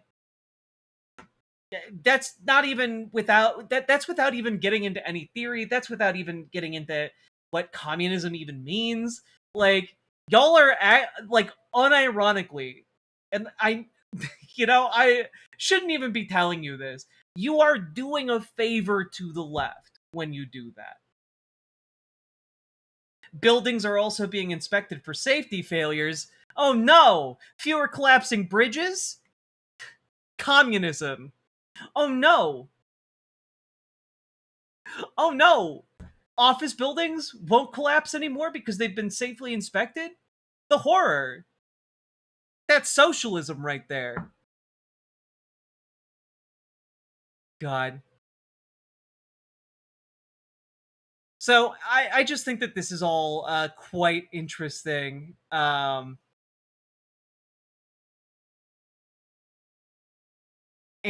I think Mamdani is going to be a force to be reckoned with long after Chuck Schumer and his daughter fade from the collective memory. You know? So I just think it's quite funny. But I did like the ending of this article. Through sorry. People are aroused. I haven't seen people so aroused in a very, very long time. Through many different mayors and many different philosophies, I've had a North Star. Help New York, which I love. Schumer said after Mamdani's election, that is not going to change. Senator Schumer's office failed to respond to a request for comment, which is genuinely just such a great way to end this piece. I'm going to link it in chat. You guys can read it at your leisure, but it's quite good. It's quite good. All that being said, folks, if you got anything out of this, hit that like button, hit that subscribe button, and consider dropping those subs and donos. And folks, join your local Dems, join your local DSA, get involved today. Join our Discord, reach out to GamerG for help getting started with DSA, reach out to Dragonfly for help getting started with your local Dems. And folks, if you want to do door knocking and phone banking for Democrats across the country who are progressive, go check out Progressive Victory down in the description. They can help hook you up with many of those different initiatives, regardless of where you live. And last but not least, check out ImogeneOlivia.com, gender euphoric lingerie designed from the ground up for trans femmes. Check it out. Link down in the description. Let's keep going.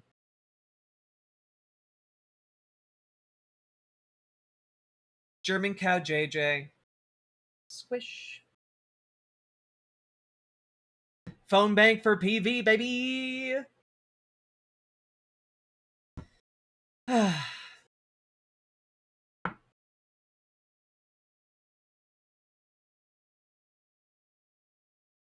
Hey, Chikiro, thank you very much for jumping over to the Riverboat chat. Oh wow, this is me finding out that this is the time you stream at. Thank you so much for your videos, RBJ. Me and my partner enjoy them very much. I'm so glad. I'm so glad you both get something out of them. And I just want to say, I have been on vacations for like the last several days, so apologies for the lack of recent content.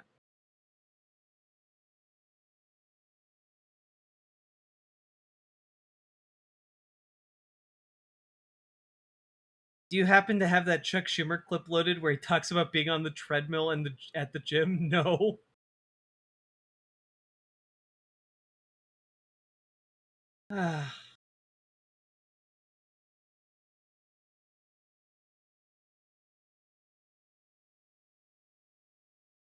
You deserve a vacation. Where'd you go? I went up to the North Shore of Minnesota. Went up to visit Lake Superior. It's like it's something I like to do at least once a year to just kind of like, you know, say hello to the rocks and the trees. And I started playing Fields of Mistra, which is honestly one of the coziest games I've played in quite some time.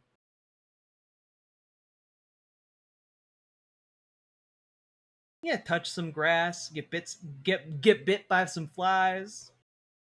You know, big rocks and lighthouses. True. Lots of good food, lots of good breakfast food in particular.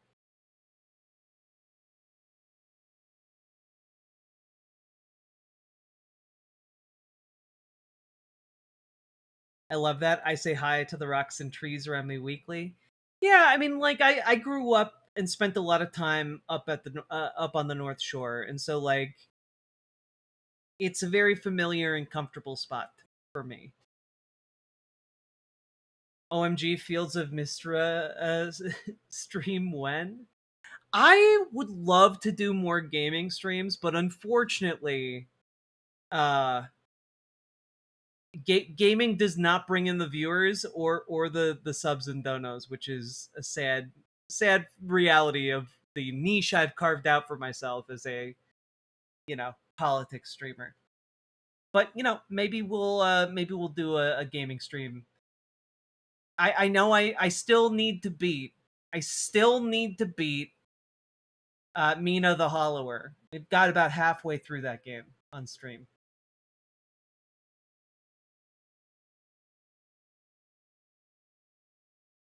Not gonna lie, when it first came out for early access, I was drawn to Juniper as a marriage candidate because somewhere I have a primal urge to nail Queen Beryl. Fair. Queen Beryl was fine. Second channel gaming, I do not have the ability to manage two YouTube channels. I just do not. Captain Raven Sinclair, thank you for subscribing with Prime. I appreciate it. Quite fond of Duluth. I also quite like Grand Marais. Grand Marais is like just such a lovely little artsy fartsy town.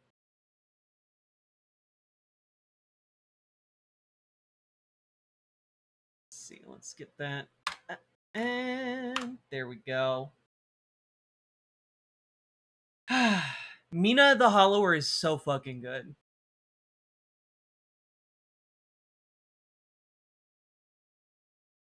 Let's see here.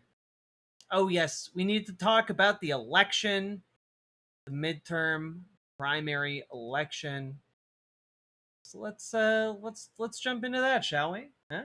You guys down?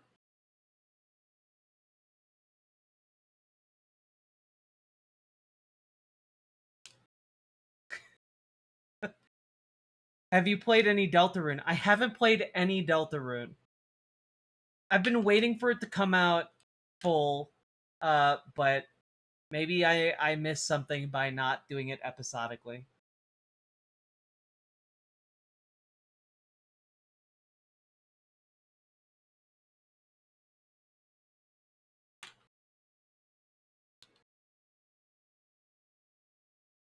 Sorry. Okay. Let's go.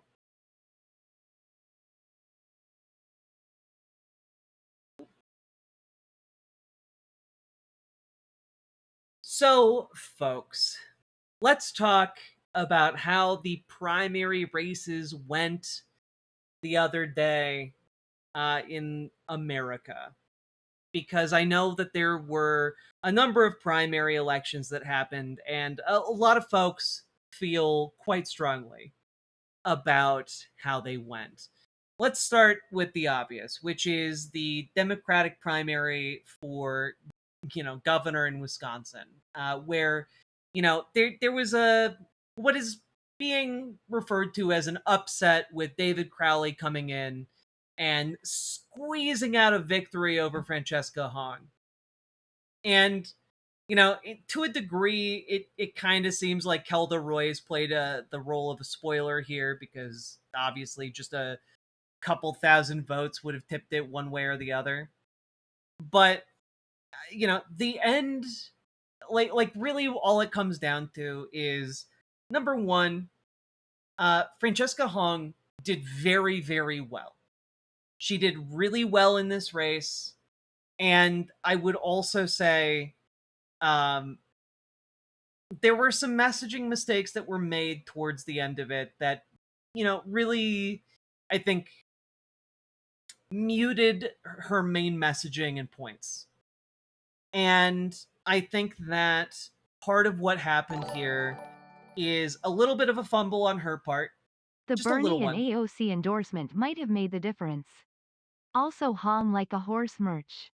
Yeah, and that's the other thing, which is that for whatever reason, there wasn't a national endorsement by big name progressives. And I'm not entirely sure why that wasn't forthcoming.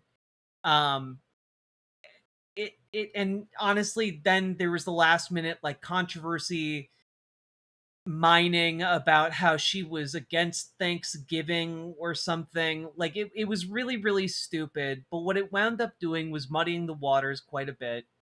And despite the fact that David Crowley had dropped out and then re-entered the race, he was still able to clinch a large number, right? Yeah, less than 0.5% between Hong and Crowley.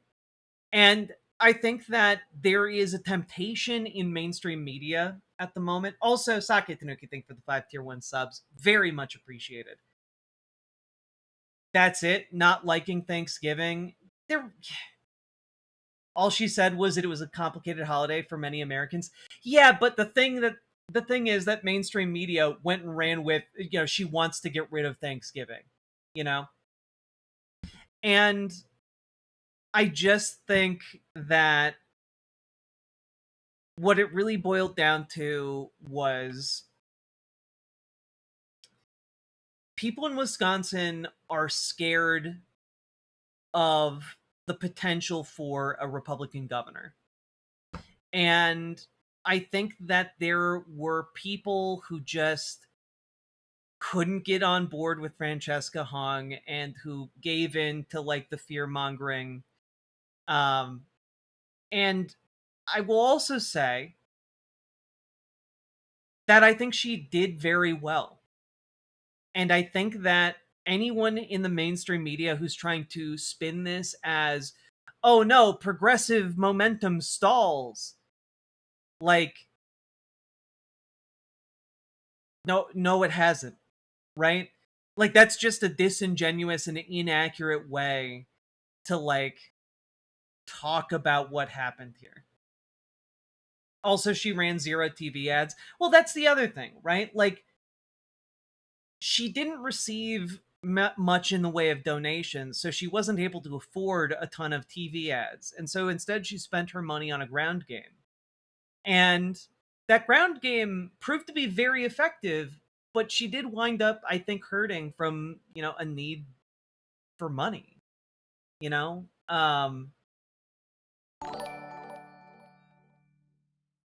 My partner's friend said their dad didn't vote for Hong cause the Thanksgiving thing. Yep. So there's at least one. She should have spun it against Trump. Well, and that's the thing, right? It sounds like a stupid attack, and it is, but there is a certain kind of liberal or low propensity voter who might actually hear that and vote along that line. You know, they're just like, huh, that sounds weird. And she's a socialist? Ugh. Like, when we're talking about a razor thin margin like that amount of people disincentivized to vote, like, makes or breaks an election on these margins, you know? So I do think that, like, there were some significant hurdles stacked against Francesca Hong, and she overcame all of them. All of them. She came within striking distance of winning.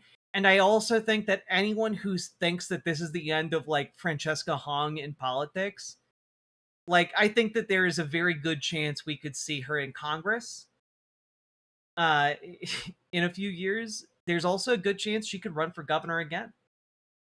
Like, I think that there is a good chance we are going to be seeing her on the national stage again in the not too distant future, right? And that being said, we did have a ton of progressive victories yesterday. Specifically, and this one I haven't seen getting talked about all that much, Amanda Janeau, who won Vermont's Democratic governor primary, gubernatorial primary. What's this Thanksgiving thing? She just said some people don't care for Thanksgiving, which is entirely true.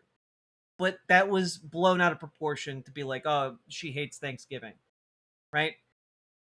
Now Amanda Janeau came out and, like, again, in a kind of inverse of the gubernatorial race in Wisconsin, squeaked out a victory with just, like, a couple thousand votes, right? And granted, there were far less votes cast here because Vermont's not that big, but she is the progressive challenger. She came out of, relative obscurity. She was able to raise quite a bit of money and also spent less money. She had fewer endorsements than her opponent. And she's an economist who had never run for office before. And she basically ran a really powerful ground game, much like Francesca Hong, but she actually prevailed. And people aren't talking about this. Anyone who's trying to tell you that, like, the progressive movement has stalled or is running out of momentum, like, holy shit, just look at Minnesota. Okay? Minnesota, Peggy Flanagan just blew Angie Craig out of the water. And for those of you who don't know about this race quite as much, Angie Craig had she lost the DFL endorsement, the official Democratic Party endorsement in Minnesota. But despite that, she suddenly had a ton of corporate PAC money flow into her campaign. And what it boiled down to was, despite the fact that she had no official endorsement from the DFL, she outspent Peggy Flanagan by, like, a ridiculous margin. It was like 4-1 or 4-1 or 5-1, somewhere in there. And Peggy Flanagan got like 100,000 plus more votes. And that was lovely. Like, for those of you who don't know who Peggy Flanagan is, she 100% deserves to be the next senator for Minnesota. She was integral in getting the missing and murdered Indigenous relatives office open. It's the first of its kind in the entire country to look into missing and murdered Indigenous folks. And I think that's really, really important. She has been a real one from day one. She's been supporting trans rights. She has been fighting for, paid family and sick leave. She has been fighting for Medicare for all. She is an excellent, excellent person to have potentially going to the Senate, right? And she also wants to abolish ICE. And we'll get to her victory speech because I want people to hear what she had to say. right after this, but we'll circle back around that to kind of close this out. That being said, I also want to talk about another race. This one for another U.S. House seat. Let's talk about that real quick. Craig's decision to run for Senate left the House seat open in a closely divided district. Esme Murphy and her team of analysts are back with a look at the race in the 2nd district. I'm curious, Esme, I thought this one was a surprise. It was kind of a runaway. Well, Matt Little was considered the favorite at one point. He's actually been declared the winner here by a number of places and outlets. Matt Little is the former mayor of Lakeville, which is the largest city in the 2nd Congressional District. He's also a former state senator. He lost his last race for state senate, but he has a history of winning and winning big. He's also very progressive, and obviously that progressive message rang through. I mean, in terms of his victory, I mean, Klein had a lot of money coming in. He was the doctor. You know, I'm unlike Donald Trump. Yeah. I'm a doctor, but clearly that wasn't enough. Look, I think Mac Little understood where the momentum was and actually positioned himself well to take advantage of that. Yeah. He understood there is a burning energy in the Democratic Party. We've seen it across the country. He anticipated that, and I think he rode that wave effectively because, remember, he was a moderate mayor of Lakeville, and now he's running on Medicare for All as a progressive. And so he's been able to effectively position himself with the electorate moving forward. All right. I think one thing that's very interesting in the 2nd Congressional District, if you break down in the U.S. Senate race, remember, this is where Angie Craig was the member of, or is the member of Congress, excuse me. She is tied with Peggy Flanagan in the 2nd Congressional District. So yeah, so we don't need more of this breakdown. The basic thing is, so Matt Little is cool. Matt Little was the pro-Palestinian candidate in this race. And he beat out the person who had far more money and was backed by more establishment figures and was backed by, corporate money and AIPAC money. And like, it was an upset. It was an upset for him to win. And like, I'm not going to say he's a socialist or anything like that. Like, he's not that far left, but I do think he is a genuine progressive voice from Minnesota. And for whatever it counts, he is far more progressive than Angie Craig ever was or could have been. So just to be very clear what happened here, Angie Craig left her seat here so that she could campaign for a Senate seat, lost in that primary, and now Matt Little has won the primary for her old seat. And I think that is, I think that's great. I think that's wonderful. Let's see here. You can win an election by telling the truth, Little said in his victory speech Tuesday night at his campaign party in this Twin City suburb. You can win an election doing what's right. You can win an election without selling out your neighbors. Yep. Like, he just kind of seems like a good dude. Maybe not, like, perfect on policy in every conceivable way, but, like, he seems like a good dude. Yeah. We can't be bought. You know that private insurance money, we don't take it because we're fighting for Medicare for all. You know that private prison money, we don't take it because the only people that should be in a detention center are those ICE murderers. Like, I don't know, guys. Like, that goes kind of hard. Like, I'm not going to lie. That goes over really well with Minnesota right now. Like, the only people who belong in prison are ICE murderers? Hell yeah. Let's go. Let's go. Let's put them in jail. You will get an awful lot of hell yes in Minnesota for something like that. And also, worth pointing out, he spent 1 or 2 days a week following federal immigration agents and posting some of those encounters on TikTok, including one of the ICE agents converging on his home in Newmarket Township. Like, he was out there helping and standing up for his neighbors. Like, he's a real one. Because it's the right thing to do. And let's take a quick look here at how the Minnesota governor primary in the Democratic Party went. Now, obviously, Amy Klobuchar did win pretty decisively here. However, I do want to shout out to Kobe Lane. We had her on the show twice, and you know what? She got almost 6% of the vote, which honestly, that's pretty good. Like that's pretty good for a campaign running on practically no money and no name recognition whatsoever against the Klobuchar machine. And I think that like 39,000 votes ain't nothing. And my hope is that that sends the message that we were hoping to the Klobuchar camp that, hey, folks are paying attention and you better like take some of these policies. Okay? Like I think it's genuinely very important.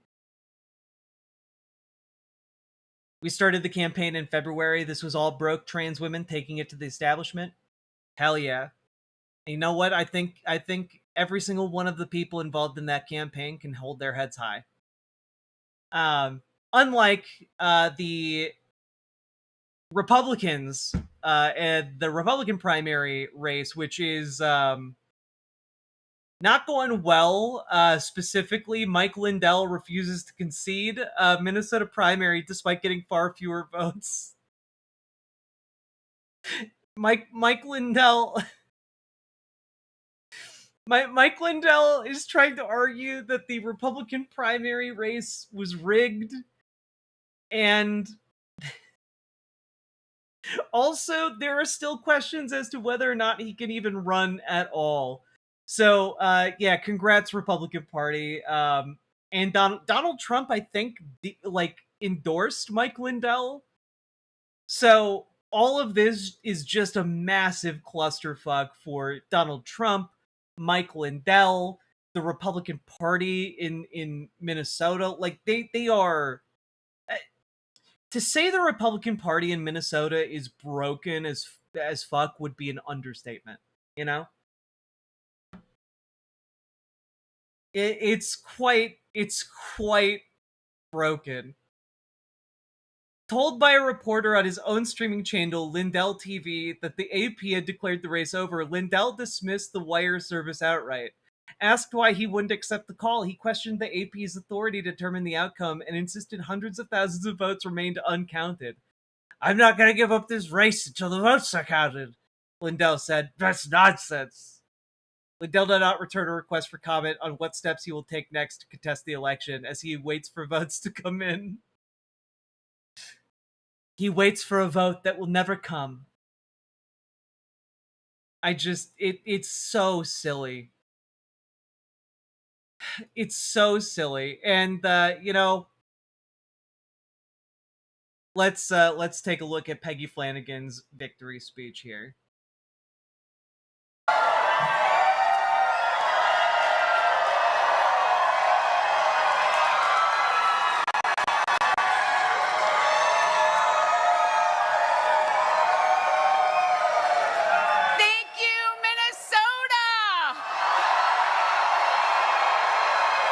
Peggy!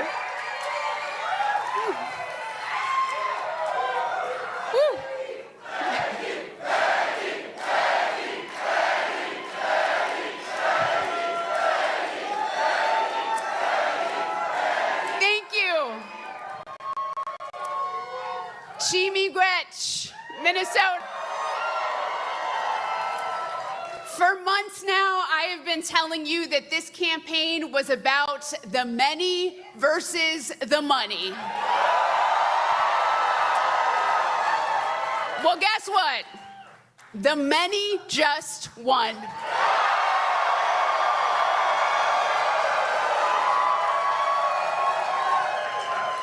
And make no mistake about it, this didn't happen because of me.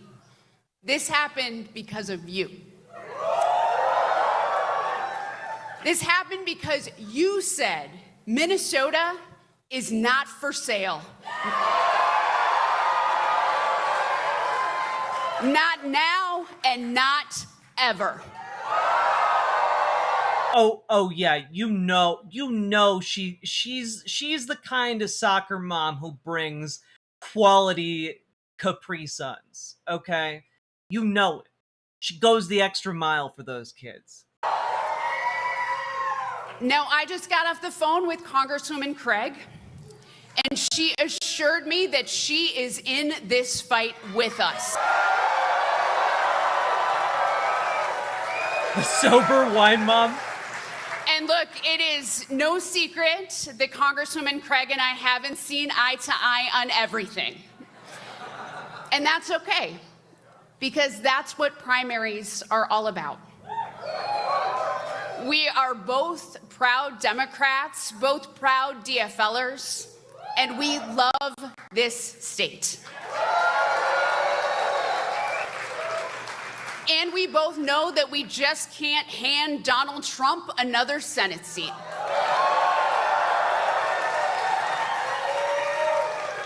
And I want to be very clear that to everyone who voted for Angie Craig, I appreciate that you made your voice heard. But I also want you to know this, that I will work my tail off to earn your votes and, most importantly, your trust.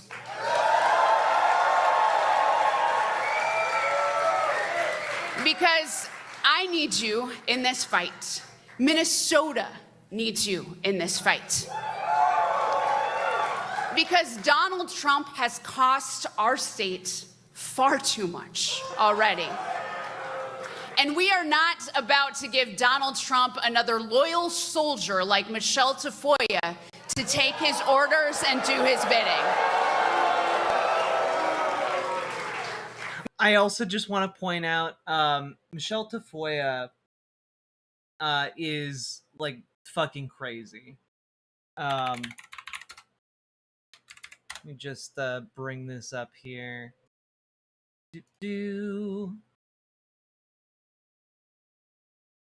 Yeah, here's how she's going over right now, in case y'all need to know what's up with her. GOP candidate slammed for telling voters to deal with gas prices by cutting back on Starbucks. Americans need to be more patriotic and to stop driving so much to Starbucks. That's why you're poor. It's because all of you keep driving to Starbucks. It's not because of Donald Trump's insane tariffs. It's not because of the war in Iran. It's because you want Starbucks and you drive there. Michelle Tafoya was all in with Trump when ICE was terrorizing our neighbors. She even said ICE treated children really, really well. Well, Michelle, tell that to Liam Conejo Ramos. Tell that to the parents who were disappeared. Tell that to the kids who don't know where their mom or dad are right now. Because the last thing this country needs is to give Donald Trump another yes, sir, senator. Trump cut 15 million people off of their health care, and Michelle Tafoya said, yes, sir. Tax breaks for billionaires? Yes, sir, you betcha. Crushing tariffs? Yes, sir. An illegal war that's costing us billions? Michelle Tafoya said, yes, sir, Mr. President. And when people said the war was driving gas prices too high, she told Minnesotans, and I quote, keep a stiff upper lip and take one less trip to Starbucks. I forgot that you talked about that. That's my bad. Woof. And you know what? We already have too many spineless yes sir senators who won't stand up to Donald Trump. Minnesota, we are not going to send him another one. And Michelle Tafoya may not understand what you're going through, but I do. I was raised by an amazing single working mom struggling to pay for food and rent. So to me, food assistance isn't just another line item in the federal budget. It's why I was able to walk out of the food shelf with a block of commodity cheese under my arm like a football. Section 8 wasn't just a number. It's how we moved into our apartment in St. Louis Park.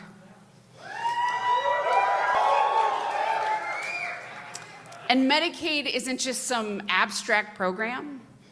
It's what kept me alive as a kid with really bad asthma. And that's why I've spent my entire career focused on helping families like mine get ahead. Because I know what it's like to stretch $20 through the end of the month. As the head of the Children's Defense Fund, I led the campaign to raise the minimum wage and index it to inflation, and we won.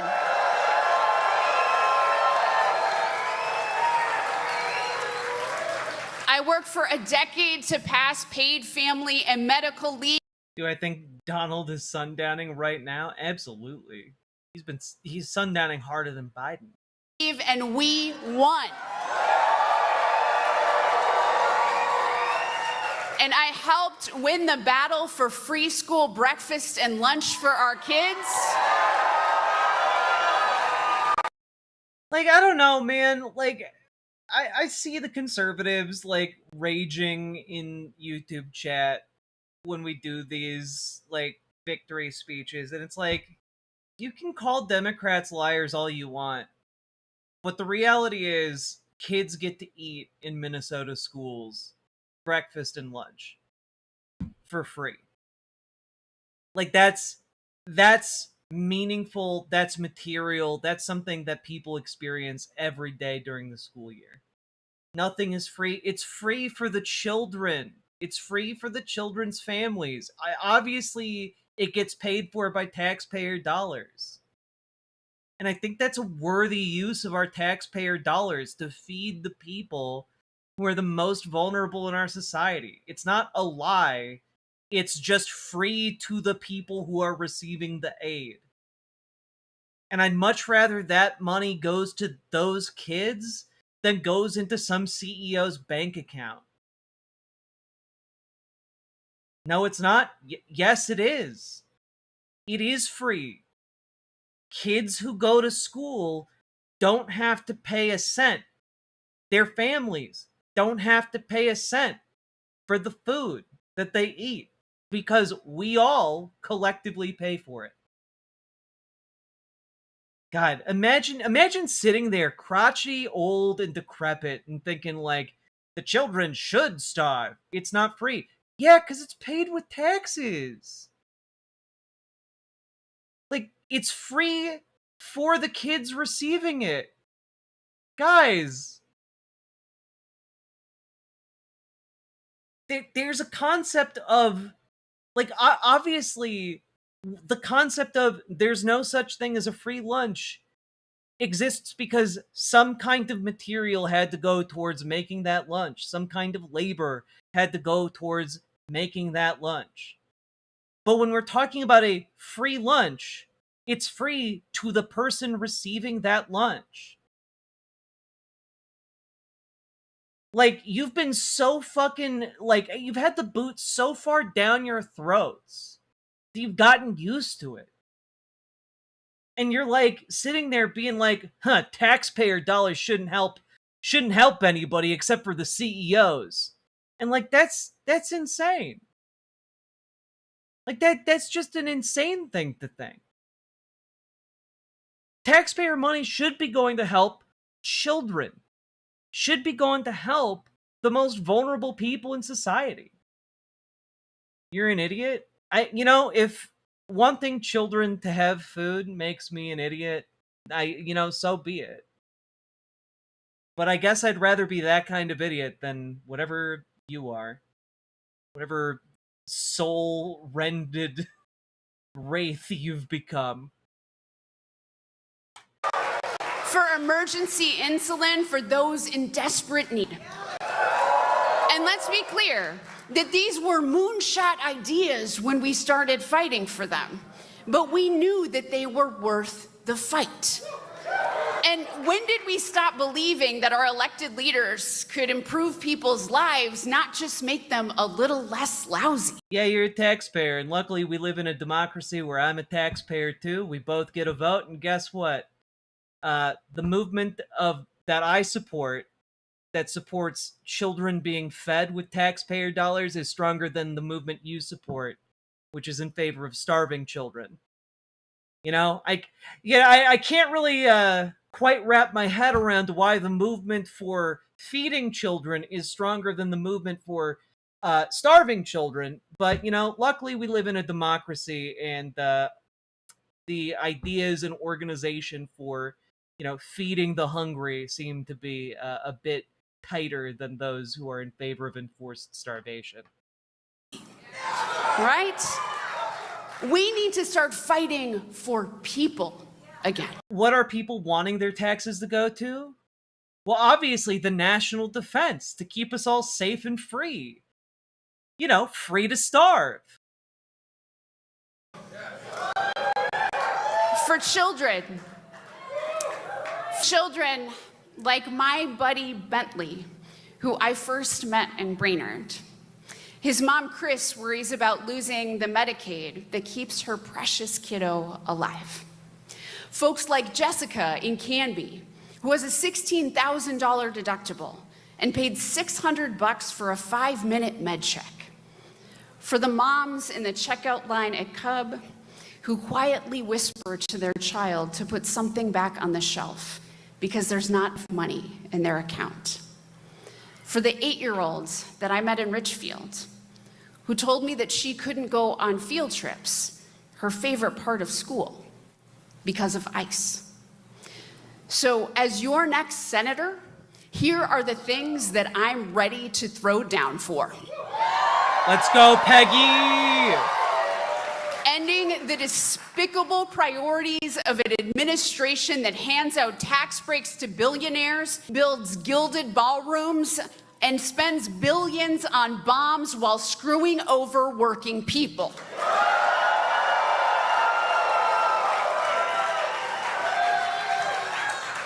Truly affordable housing so that people can pay their rent and young people can buy their first home before they're middle-aged. That'd be cool.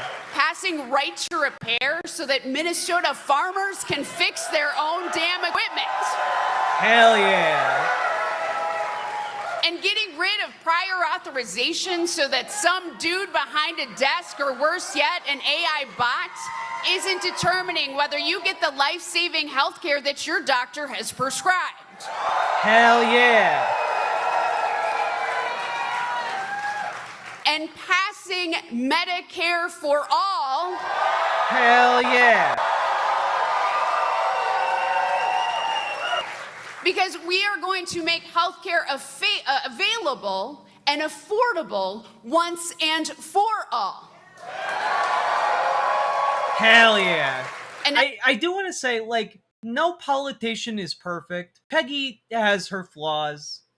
But, like, this is head and shoulders better than whatever Angie Craig would have offered. Could have offered. Whatever platitudes she could have employed. And, like, I will also say, this needs to, like, Peggy Flanagan should be the new floor of the Democratic Party. This should be basic entry level. You have to be on board with this shit if you're in the Democratic Party. And right now, she's considered like a fairly progressive left-leaning senator, or potential senator. This should be the floor. We should have farther left people getting into office. We should have people who are better than this getting into office. But we do need people to set that new floor, and I think she is excellent at that, and I think she has the potential to be even better than what she is right now. she would be, based on platform, one of the farthest left senators. Yeah. And you know what? I think I think we can go. I think we can go farther. We can go farther. We can go beyond. Now let's talk about Donald Trump's out of control. I do like her, and I do think she's great. I'm just saying, like, in my ideal world, this is the bare minimum to be elected as a Democrat. Ice Force. We need to rip ICE apart and stop them from terrorizing our communities. Hell yeah. And I know this. I know that we can fix our broken immigration system, secure the border, and create a real pathway to citizenship that aligns with our values. And we are going to stop Donald Trump's billion-a-day illegal war in Iran and the crushing gas and fertilizer prices. Hell yeah, Peggy, rip and tear until it's done. Let's go. We are going to fight the corruption, whether it's in the White House or in the halls of Congress, because the grift has to stop. Yeah, Robert Duffy, I'm sure, like, promising you health care makes you sad as hell. I'm sure fed children makes you really sad. You know, Democrats feeding school children. What an irresponsible sin for Democrats to have done, to ensure that children of Republicans also get fed, to try and thrust upon them the horrors of having all their medical care and needs. We need to normalize negging to. of Trump and his cabinet. Ah, is Whittle Hegseth mad? Is he having his 5 o'clock meltdown? Is Whittle Hegseth mad? Petey, did you sing the whole ABC song while you washed your hands with soap? You didn't? Oh, go back in there again, bud.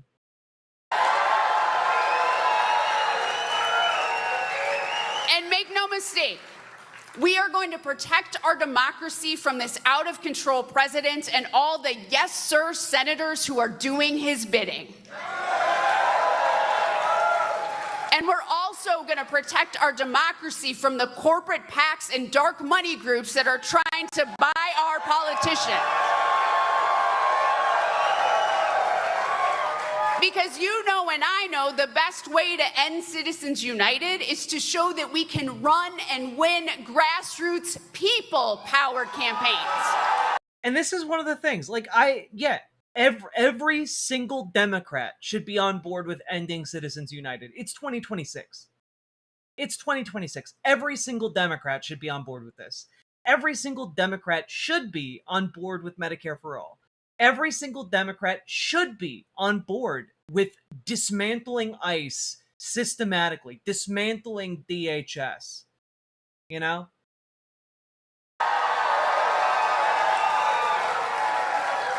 And I know that all of these ideas are possible. And they're what people in every corner of the state, every person in the corner of the state have been demanding, so that they can afford the lives they want to live. And that's exactly why I am running for this seat. And we know the folks that we are up against are going to... Man, whatever. It's you corrupt Democrats destroying our country. Everyone knows it. Abolish the corrupt Democrat Party. Yeah, man. The Democratic Party in Minnesota is so corrupt that we have fed school children. The Democratic Party in Minnesota is so corrupt that we have, you know, paid family leave. Democratic Party in Minnesota is so corrupt that we have, like, civil rights protections backed up by our courts of law for going back like 50 years.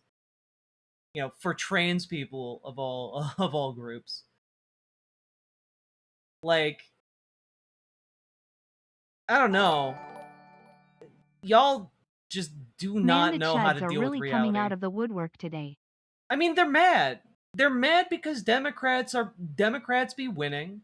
They're mad because progressives are taking over the Democratic Party and making the messaging stronger. They're mad as hell at the possibility of life getting better for other people when they think that other people's lives should be worse. They're the kind of folks who need life to be bad for everyone else so that they can feel better about their own life. Trump and his family have made billions. Why would they want to end Citizens United? They don't. But we live in a democracy where if we out-organize them, it doesn't matter what they want. Campaign, they're going to run a campaign of dishonesty, distraction, and division. And we know that because that's what Trump's candidates do. They run the same playbook everywhere they go. They lie. And so let me tell you who I really am. I am the daughter of Marvin Moneypenny, an Ojibwe activist who was always ready to get into good trouble for a good cause. And our clan is the Wolf Clan, and the role of our clan is to leave no one behind. Good night, Dragonfly. I am the daughter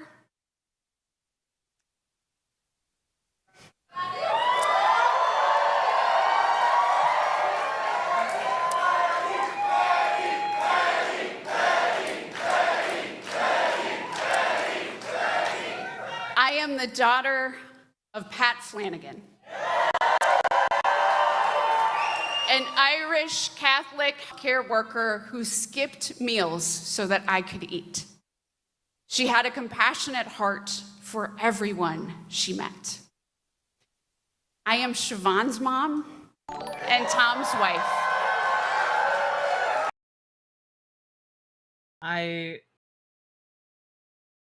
It's really nice seeing her talk.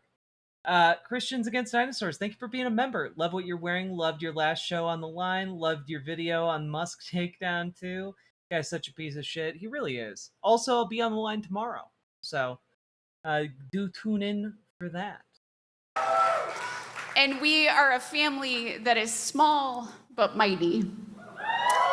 And they are the center of my world. We go to Mass every Sunday with a congregation that looks like Minnesota, and a church that reminds us to look out for one another and to treat our neighbor as we would treat ourselves. And my life has been grounded by family, by community, and in my faith and service. And I am a proud Minnesotan who is guided by the belief that we should always do the next good thing. And Minnesota, you know me. And no matter how hard they try to tear me down to buy this Senate seat, I know that you won't be fooled. Because we have a choice, and it's a simple one. Minnesota can send another Donald Trump yes sir senator to do his bidding, or we can insist on change and send someone who will always put Minnesota first. And I know that there are thousands of independents and Republicans who agree with us, because I have met so many of you on the road. You've told me how you're disappointed in the direction that Trump is taking our country. And as my political hero, Paul Wellstone, once said, Paul Wellstone is a huge deal in Minnesota. Like, you cannot escape the shadow of Wellstone. He said, I don't think politics has anything to do with... I'm sorry, y'all have to vote for Club. I mean, I didn't vote for Club in the primary, but likely will have to in the general. Left, right, or center.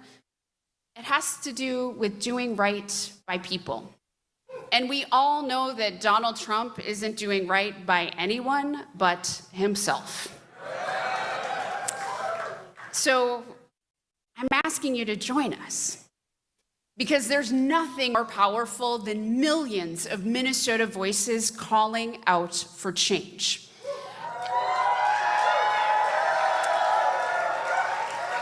And now I want to thank every one of you that has already lent their voice. I want to thank Tom and Siobhan.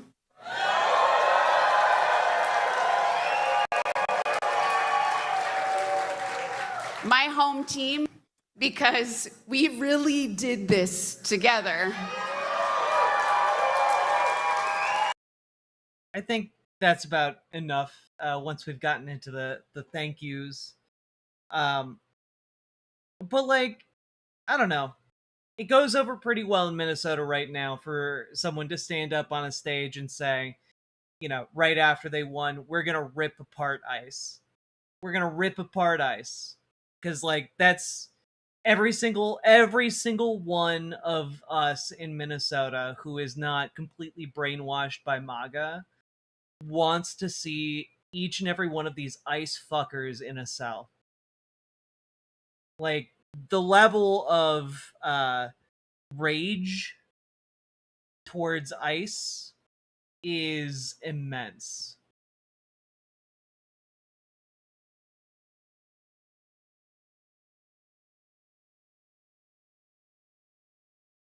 Absolutely immense. So, with that being said, I know that it wasn't the full progressive sweep that we wanted last night, but what we did get was an impressive progressive advancement. And I think that it is fair to say there is a progressive leftist tide sweeping through the Democratic Party and sweeping through the country at large.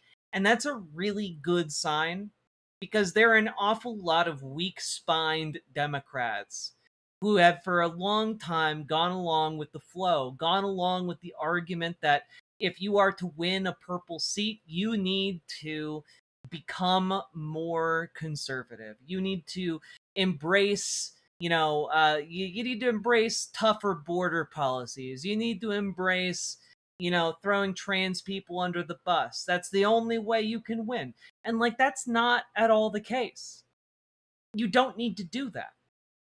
And when you have this sweep of progressive leftist folks, you demonstrate that there is another way to do politics, a stronger way, a better way.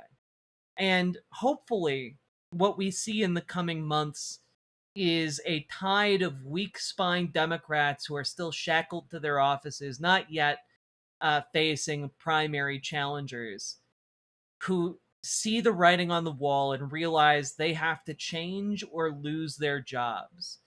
And it would be wonderful to see a sea change across Congress and an embracing of actual conflict with, the powers that be, with the Trump administration. It would be lovely to see an emergence of some kind of coalition capable of ending the tyranny of the Trump administration and capable of bringing someone progressive and capable and willing to do what it takes to stomp out fascism in this country once and for all, come 2028. That's kind of what we're trying to set up this with these primaries and with this midterm election. That's kind of what's at stake. We're setting the stage. We're setting the dressing. We're setting up all the pieces on the board so that come 2028, there can be an even bigger sweep, an even bigger tide to absolutely and utterly dash the existence of the fascist movement in this country into pieces that could never, ever be reformed again. So, while we did not win 100% of the races we wanted, we won a damn good number of them. And I'm here. I'm in it for the long haul. I will continue to be talking about these races. I will continue to be talking about the political situation as we go forward. If you got anything out of this, hit the like button, hit the subscribe button, leave a comment. Comments on the videos actually help a lot in the algorithm, so do consider doing that. And also, if you want to get involved in this fight and start organizing locally yourself, and it's going to take as many of us who are willing to do that as possible, join your local Dems, join your local DSA. And if you aren't sure where to start with either of those, you can join our Discord. There's a link down below in the description. And you can reach out to GamerG for help joining your local DSA. You can reach out to Dragonfly for help joining your local Dems. They both have years of experience organizing within their respective organizations. They can help you get started regardless of where you are in the country. And they can give you tips, and we invite you. We have different community chats for folks who have taken that step and joined their Dems, and a different chat for people who have taken that step and joined their local DSA. And that's really what we're looking to do here, you know? And I think that that's important, because one thing we cannot ever allow is for us to slide back into complacency. Today is bin day. Send your psychic good vibes to the good people of Clacton. That's true. And if you happen to see this today and you're in Clacton over in the UK, go vote for Count Binface. Let's get Nigel Farage out of there, okay? Anyway, all that being said, last but not least, check out ImogeneOlivia.com. Gender euphoric lingerie designed from the ground up for trans femmes, tested with cis men, cis women, non-binary folks, trans men. It is comfortable, sexy, non-tucking lingerie. Go check it out. We just got a full restock. There are 2 new sizes. There's a new color. ImogeneOlivia.com. Link down in the description. And let's keep on going.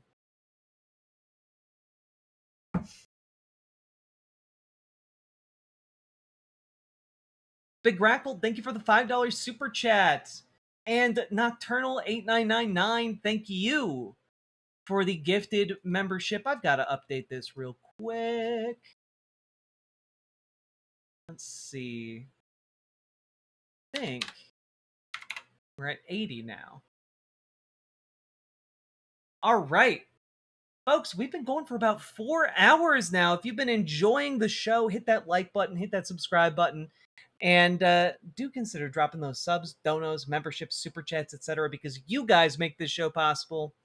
This show's brought to you thanks to viewers like you. Thank you.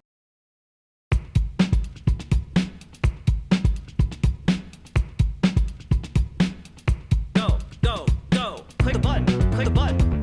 Click the button. Click the goddamn button. Click the button. Click the button. Click the button. Click the goddamn button. Click the button. Click the button. Click the button. Click the goddamn button. Click the button. Click the button. Click the button. Click the goddamn button. Click the button. Click the button. Click the button. Click the goddamn button. Click the button. Click the button. Click the button.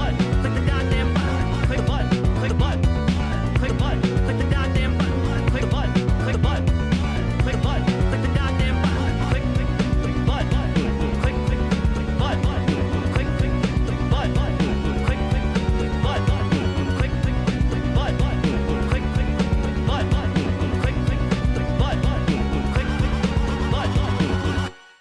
hell yeah.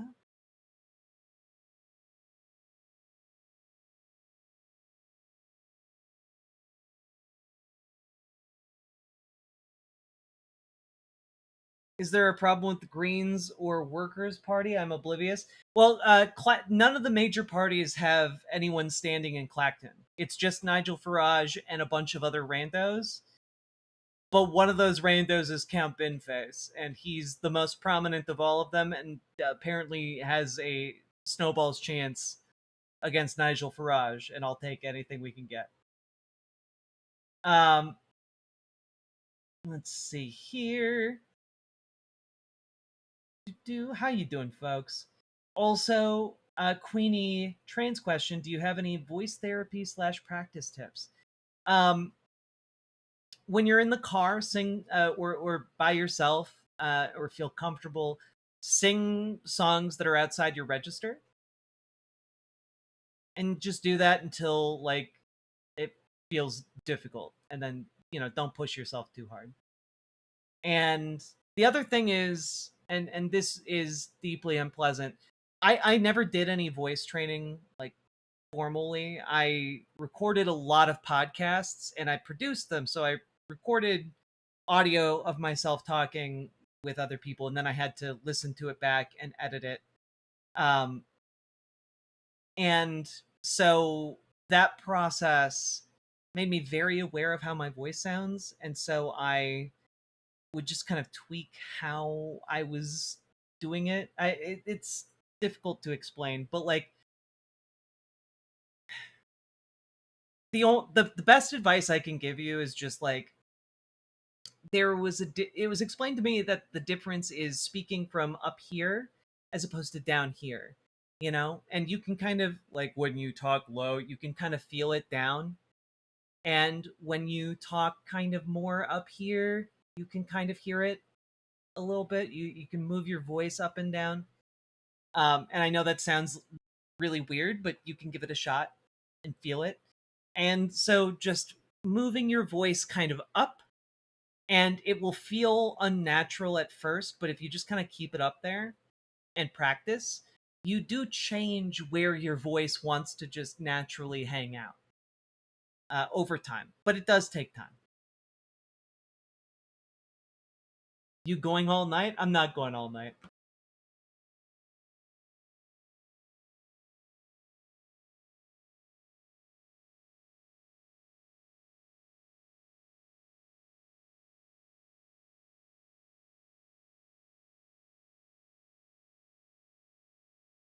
I wish E gave you smaller vocal cords. I know. I wish it did too.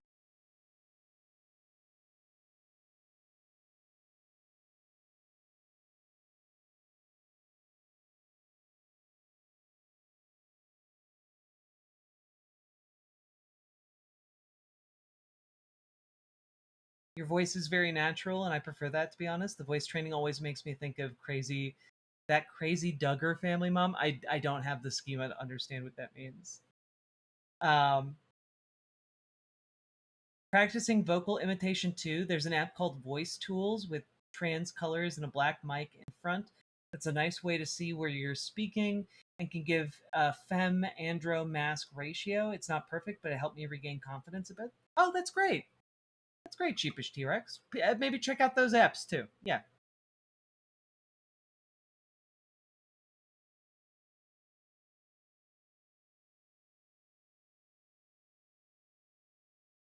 Yeah, it's a muscle. Like any other muscle, you have to train it, and once you train it, it gets a lot easier to use, you know?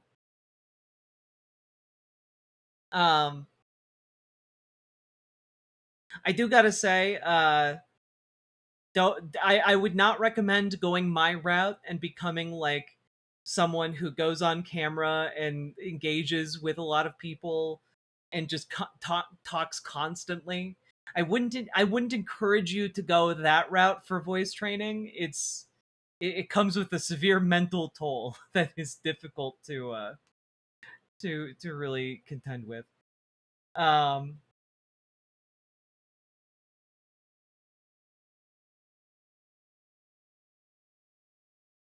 Just thinking about voice training before I joined your stream. Nice coincidence. Hell yeah, Skunk Front.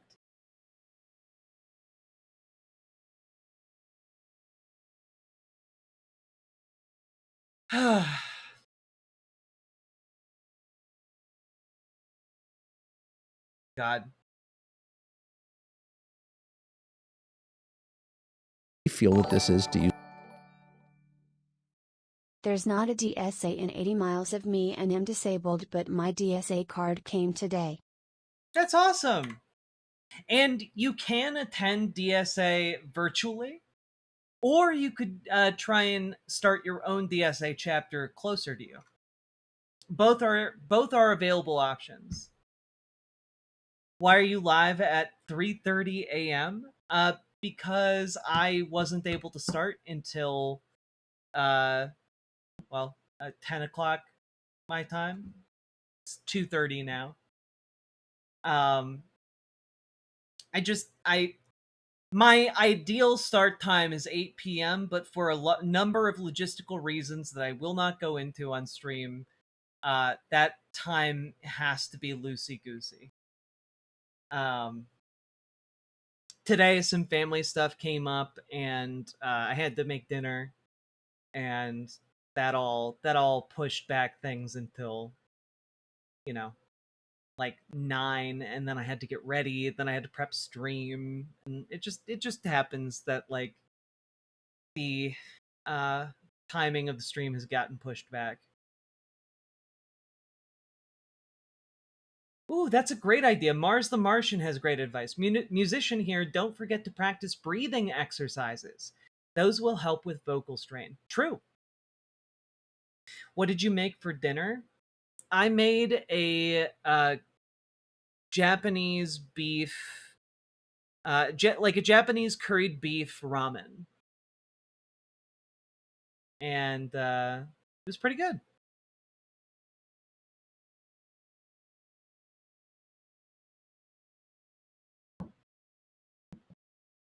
I don't have the spoons to make my own. That's fair. But you can attend meetings digitally. That sounds really good. It was really good. Are the Workers' Party and Greens okay? Yeah, the Workers' Party and Greens are okay. If you're talking about specifically Clacton, they aren't running candidates in Clacton. At least in this special by-election.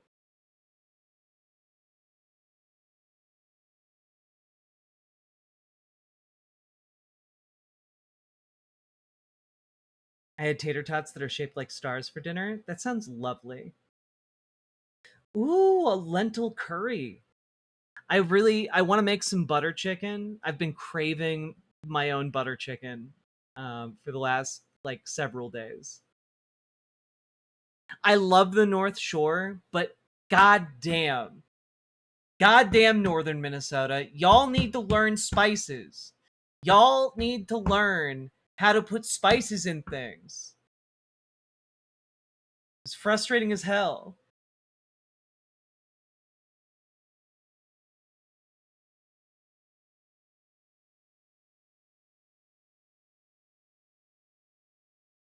Okay, so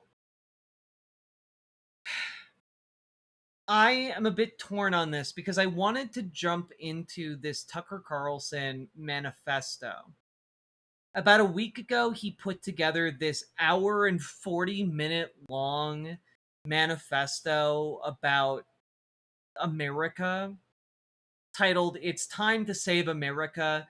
And it kind of sounded like he was launching a third party and potentially maybe a run for president. Apparently, Marjorie Taylor Greene and Joe Kent went to go and try and convince him to run for president. And they're saying he's not going to do it. That being said, if he's not doing it, it's weird that he would put together an hour and 40-minute long manifesto about it. And I guess I'm wondering, how much of this are you guys interested in me covering? Because I could cover the entire thing. I do think he is dangerous enough to merit that potentially. But he also has like a, it's roughly 20-minute introduction, and then he has like several subsections. And I think my main interest isn't really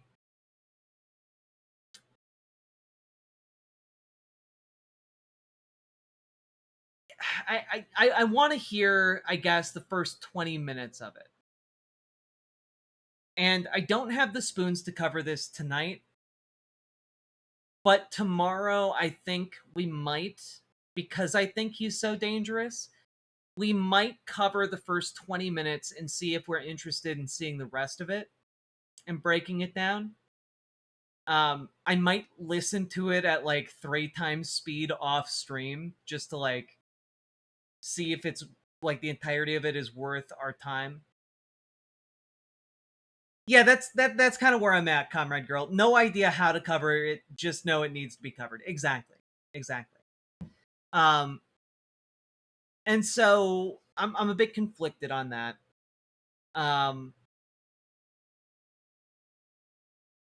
Yeah. 3 times speed is too fast for me to comprehend. Well, yeah, I wouldn't be covering it at 3 times speed on stream. It just for myself, just to kind of like, get a bird's eye view of it, I guess. How many spoons do you have each day? Because you do way too much. I usually have not enough spoons for myself, and it you know, it's at great personal expense. TYT will tell you all about it. That is one of the things that I saw that Cenk Uygur was like very taken by this, and it's stupid as fuck. Live from the Poly Market Studio in LA. I'm up for as much as you're willing to cover. He worries me. Okay, then maybe we'll check it out tomorrow. Maybe we'll dedicate like a stream to it, and if we wind up getting through the entire thing, maybe we'll do some gaming. There are chapters. There are chapters, but like they're chapters like America should be fair. America should be sovereign. America should be productive. America should be beautiful. America should be healthy. America should be honest. America should be optimistic. America should be wise. America should be decent. America should be united. And like, I don't know. Play when you play. Why do the booby thing for a commentary show? Not trying to be mean and not psyop being mean while saying that. Doing the booby thing. I'm wearing an outfit that makes me feel cool. I'm wearing an outfit that makes me feel cool and beautiful and brave. And if I'm gonna get hatred for being a trans person on the internet, I might as well look hot while people are telling me that I will never be a woman. Because it also makes them look stupid in their bigotry. And clowning on stupid transphobes is genuinely like a wonderful thing to do.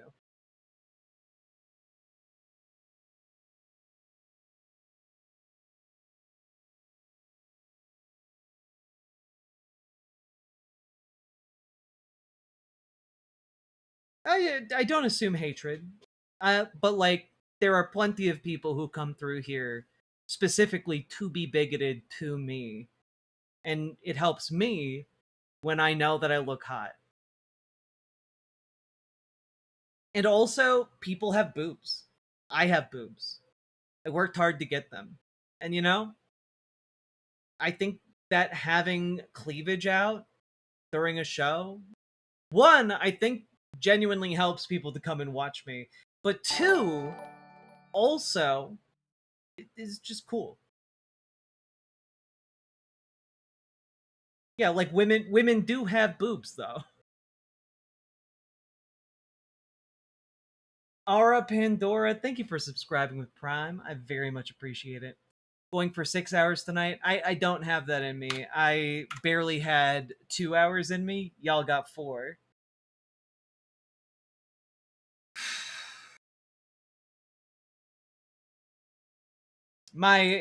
For the record, I did enjoy every bit of my vacation, but it was not as restful as I may have liked. Thank you for all the late night entertainment and content. I really appreciate all you do. You're very welcome, Dead Urker, and thank you for the $5 super chat. It's been, I would have liked to have been here doing content, but like, it was good to take a break. It was good to see some trees and water and sun and grass.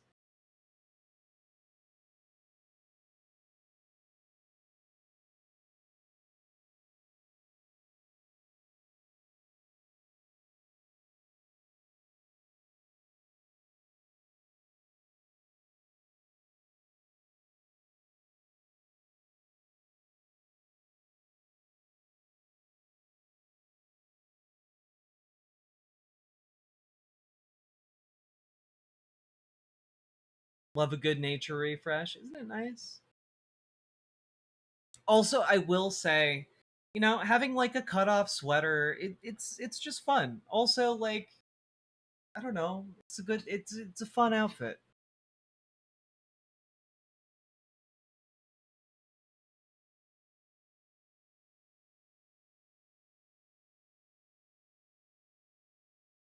It could be it can be mathematically proven that no segment of society is more obsessed with boobs than trans lesbians. True. Very true. It looks hot. I want one. Got it off Disturbia. Highly recommend. The balloon sleeves are also great. I am a sucker for like a good balloon sleeve.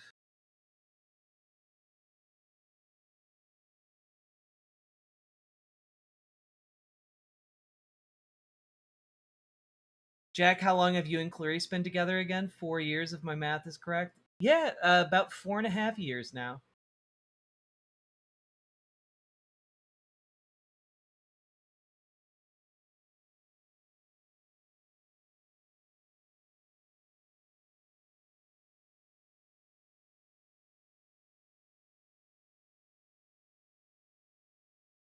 Cause sensory issues. The only sensory issue I really get is with like the turtleneck.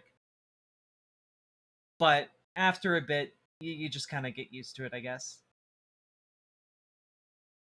When you go out with your friends, do you go up to the women that have cleavage and be like, "Why are you doing the booby thing?" Honestly, what an intense opening line.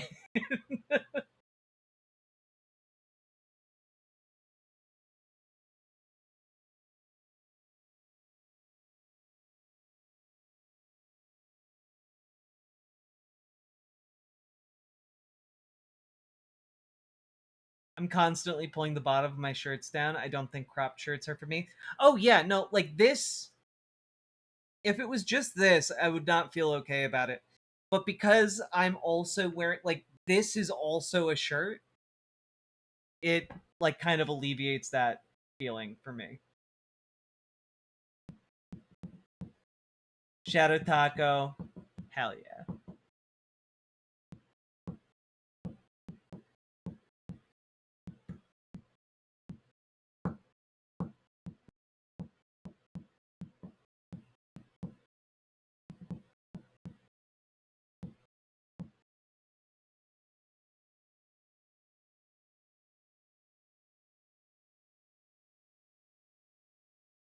My boobies don't do the thing yet. I keep telling them, "You'll get there. You'll get there." It does take time.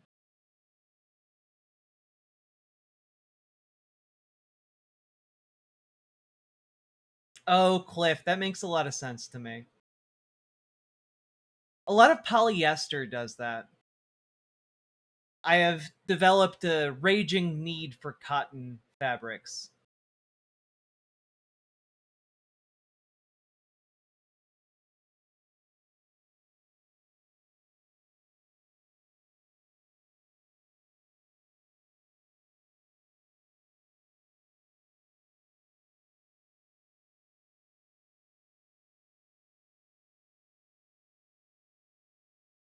Eight years on HRT and my boobs look like PS1 era Lara Croft.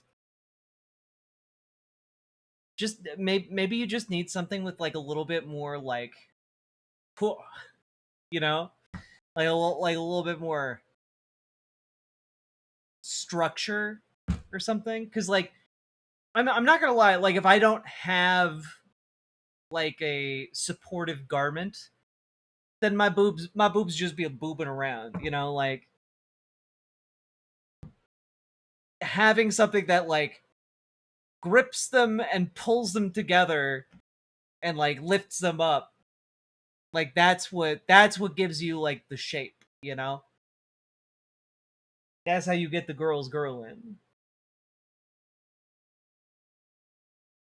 Do the HRT effects vary? Yeah.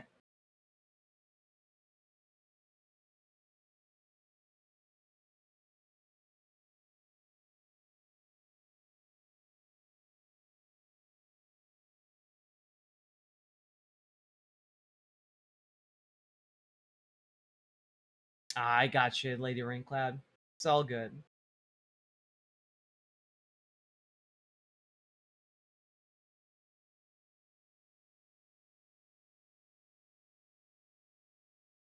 Breasting boobly. I'm glad we have a connoisseur of memes to understand my reference.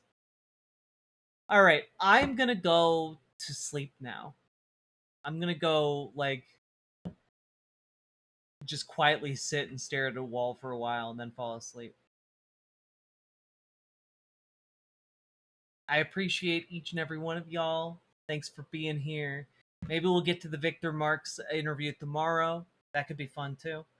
I will see you all tomorrow. And remember, I will also be on the Transatlantic Call-In Show starting at 2 p.m. Central Time. So, honestly, you're going to see me do 2 more shows over the course of the next, 11 hours from now. I'll be doing another one, and then maybe 8 hours after that, I'll be doing another one after that. So you guys are getting a lot of me coming back, so hopefully you're not sick of me yet. All right. Bye, everybody. I will see you tomorrow, or later today, actually. Bye.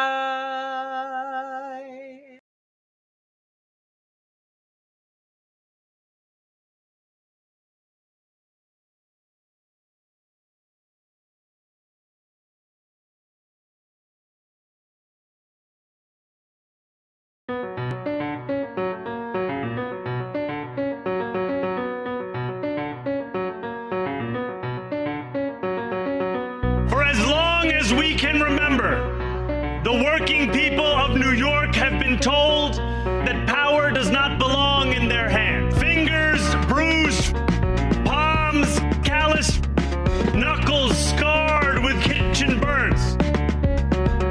These are not hands that have been allowed to hold power. And yet, over the last 12 months, you have dared to reach for something greater.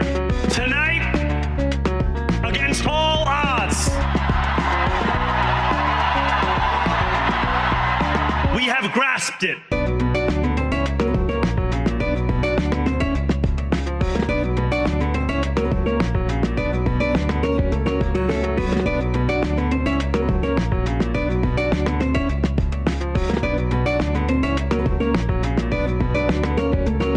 New York, tonight you have delivered a mandate for change, a mandate for a new kind of politics, a mandate for a city we can afford, and a mandate for a government that delivers exactly that.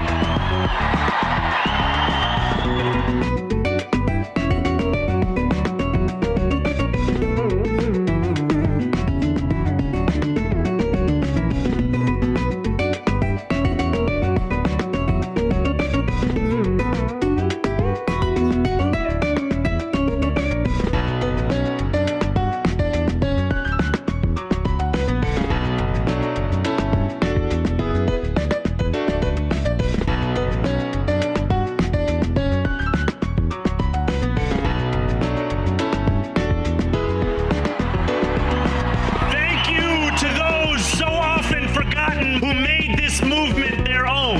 Yemeni bodega owners and Mexican abuelas, Senegalese taxi drivers and Uzbek nurses, Trinidadian line cooks and Ethiopian aunties. Yes, aunties. This campaign is about people like Wesley, people like the woman I met on the BX 33 years ago, people like the taxi driver I